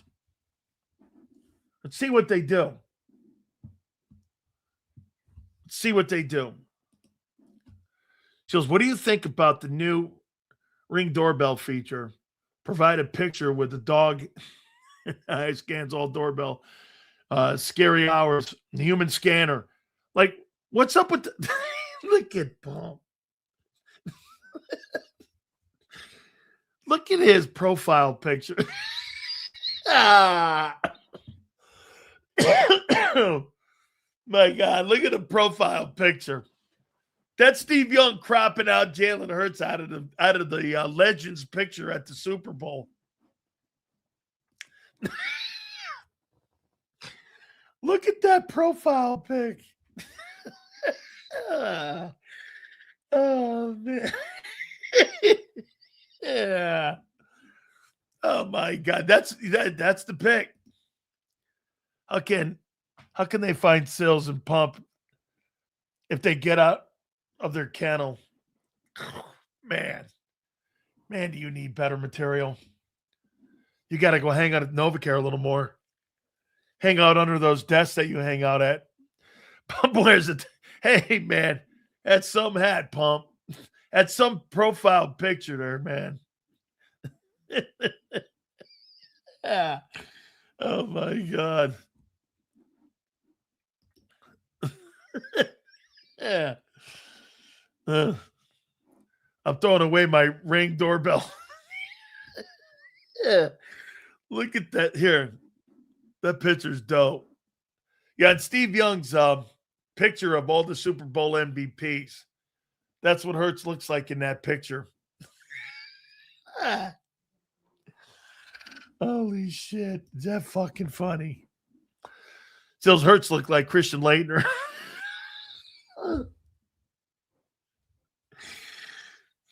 That's right. Hey, Christian Laettner was on that dream team with all them dudes, Bird and Magic and Barkley and Michael Jordan. And there was Christian Laettner, and you're like, yeah, no. Yeah, no. Half a Hurts for a half of football. They did, man. They had a rule. I think they had to take the player of the year that year. And I think Laettner was the player of the year that season. That may have been Shaq's junior year at LSU. Hey, Real, was that the reason they picked Laettner? Because he was the Wooden Award winner? And the Wooden Award winner got to go, and Shaq was like the runner-up or something? So they took Christian Laettner over him. I think they won their second back-to-back national title. They beat UNLV. Some shit like that.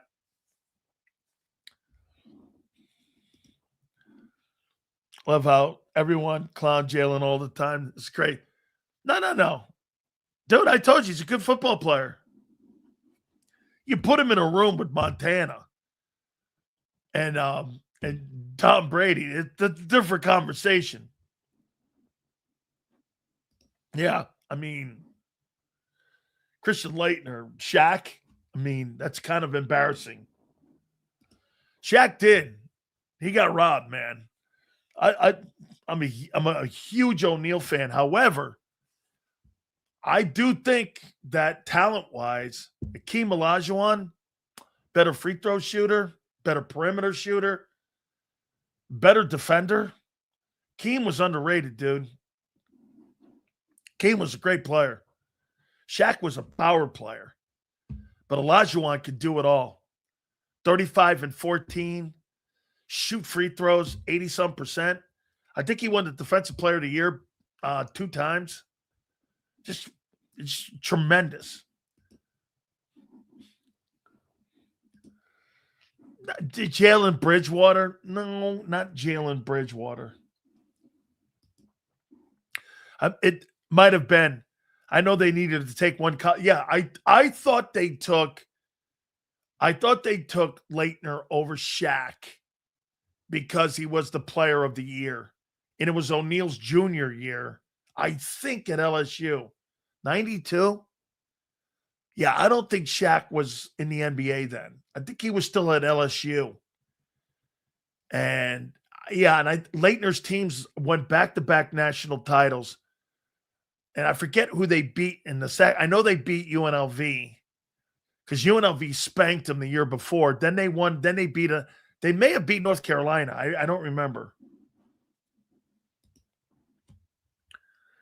Seals, if you're starting a team, who do you pick, Hurts or Darnold? I think you could flip a coin. Starting a team, I'm not picking any of them guys. But if I had to pick one, I might pick Jalen. I'll tell you why. Jalen can run. Darnold can't.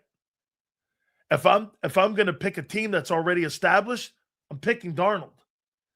But if I'm going to pick between those two guys, my offensive line's not going to be very good probably, right? If I'm starting a team.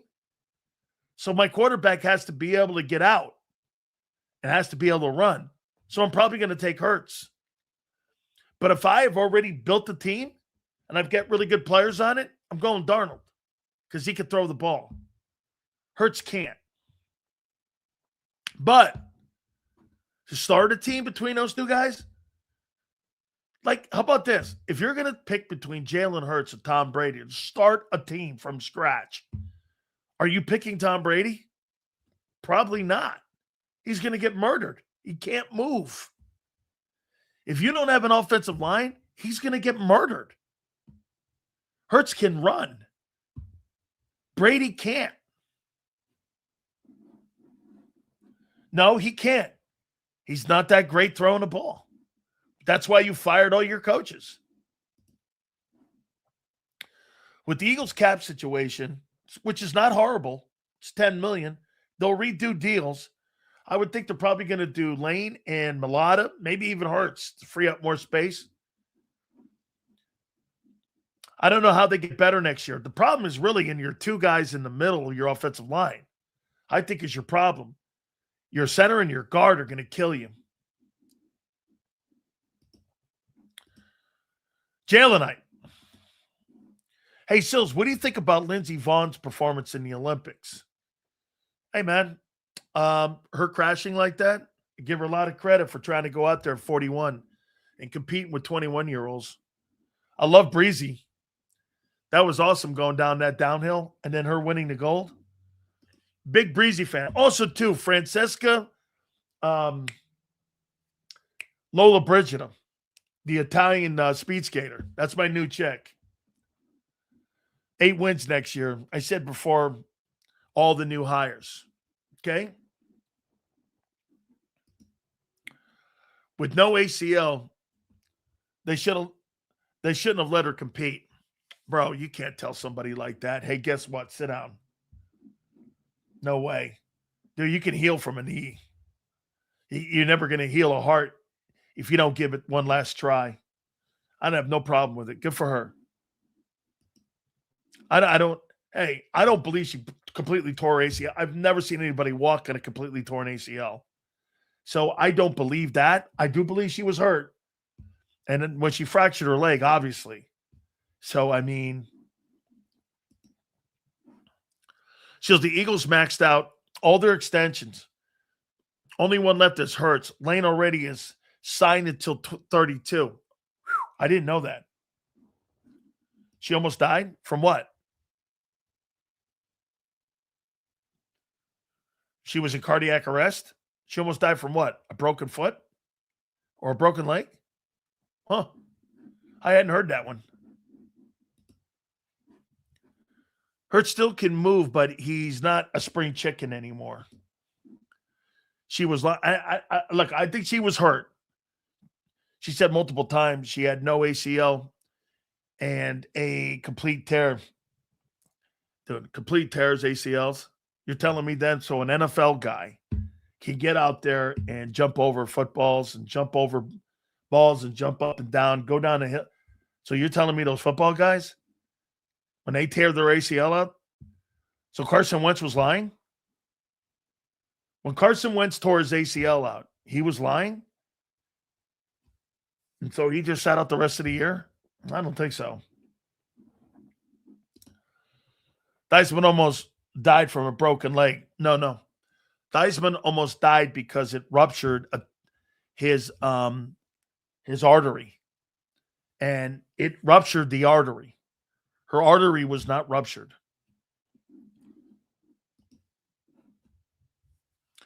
Seals Jalen, the new face of flag football in the Olympics. Hey, it's a gold medal. I don't have a problem with that. Yes, a broken leg ruptured the artery. Did it? Well, if that's the case, then Lindsey Vonn. Lindsey Vonn. Rupture artery?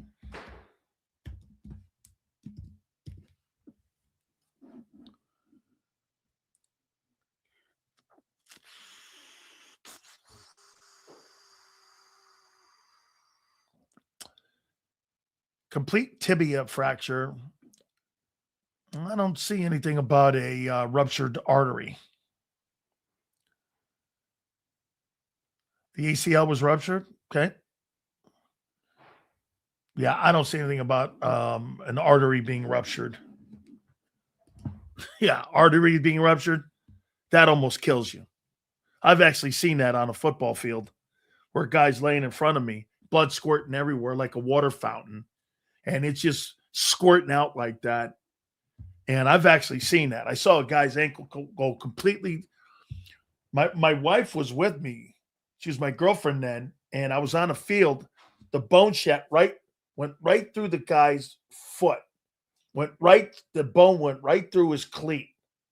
And it was sticking out like this. And it was all charred. I looked, had meat on the end from the calf. I looked down at it. Guys were getting sick. I looked down at it. I couldn't believe what I was looking at. I've never seen anything whiter in my life. Like a white piece of paper. I had a piece of meat on the end. Blood was shooting everywhere. It was getting all over us. I mean, the entire section of the field was completely soaked in red blood. The guy almost died from it. I mean, the dude almost died right in front of us. Just spurting blood, just hitting us. I was like, holy shit, that's going to leave a mark.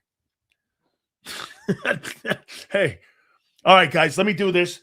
Our great friends at Morgan & Morgan, the number one injury law firm in all of America for a reason. It's because they win. This will be the easiest decision you make in your life. Do me a favor. Go to forthepeople.com/big sales or pound law 529. That's forthepeople.com/big sales or pound law 529. And do me a favor. You tell them Big Sales sent you. There's a reason Detective Johnson is the gossip king. Oh, did you hear? Jackie and Tom are getting a divorce? Sad. Well, I heard that Ashley had work done on her face? Yeah, oof. Just like there's a reason Morgan & Morgan is America's largest injury law firm. Injured? With over $25 billion recovered for our clients, there's a reason to go big. Bathroom? Okay. Morgan & Morgan, America's largest injury law firm. Oh. Ignite your nights with free live entertainment daily, only at Live Casino and Hotel Philadelphia's Center Bar. 7 days a week, enjoy some of the region's top party bands, performers, and DJs as they take the stage in the heart of the casino action.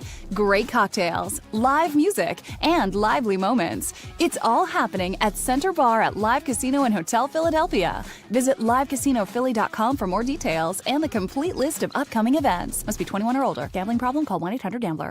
This is Eric. When he got injured in a car accident, he called Morgan & Morgan. He not only gets a lawyer, he gets trial lawyers like Sam and Jessica, who are in it to win it. He gets his own investigators with briefcases, leather ones. And if you ever have questions, our customer service folks keep things rolling. Injured? We're your army. Morgan & Morgan, America's largest injury law firm. Welcome to the Jet Setters and the High Rollers, to the Shot Takers and the Tastemakers. Welcome to the Viewfinders, the Thrill Seekers, and the Night Owls. Welcome to everything you could possibly want on one 5-mile island. Welcome to the Wildwoods. Book your stay today.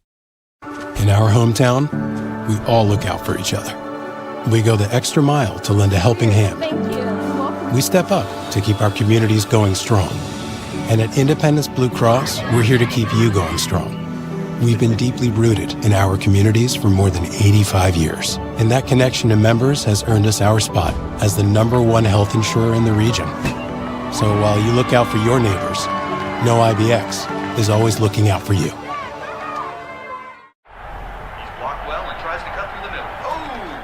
Your gut says Miami is going to win, and you should take the over. Your gut also said your NFC selfies would only go up in value. They didn't. But your head is on Sports Grid and knows the QB is in concussion protocol. The backup has a 45 QBR against the zone coverage. The New York D has the most sacks in the league. So yeah, trust your head. It's smarter to be on Sports Grid. EAGLES. Eagles. M. Reyes, that's one of the ugliest things I've ever seen, and I actually knew and know Clint Malarchuk. That happened to him. He was a goaltender in net. Slashed his throat, blood shot everywhere onto the ice in front of him. And that, again, I know Clint Malarchuk. I've spoken to him about that injury. Yeah, take a look at it. It's one of the gruesomest things you've ever seen. All right, guys, we're going to get Adam Kaplan on. We're going to talk to him about the Philadelphia Eagles moving forward here. We'll start doing our year-end results on what we saw with the team this past season. We'll take a look at the draft. We'll start doing that this week and start looking at free agency. I think we're 35 days away from the start of free agency. We appreciate all of you. Do me a favor, guys. Please hit that like button on the way out. Thank you very much. And we'll see you on the flip side.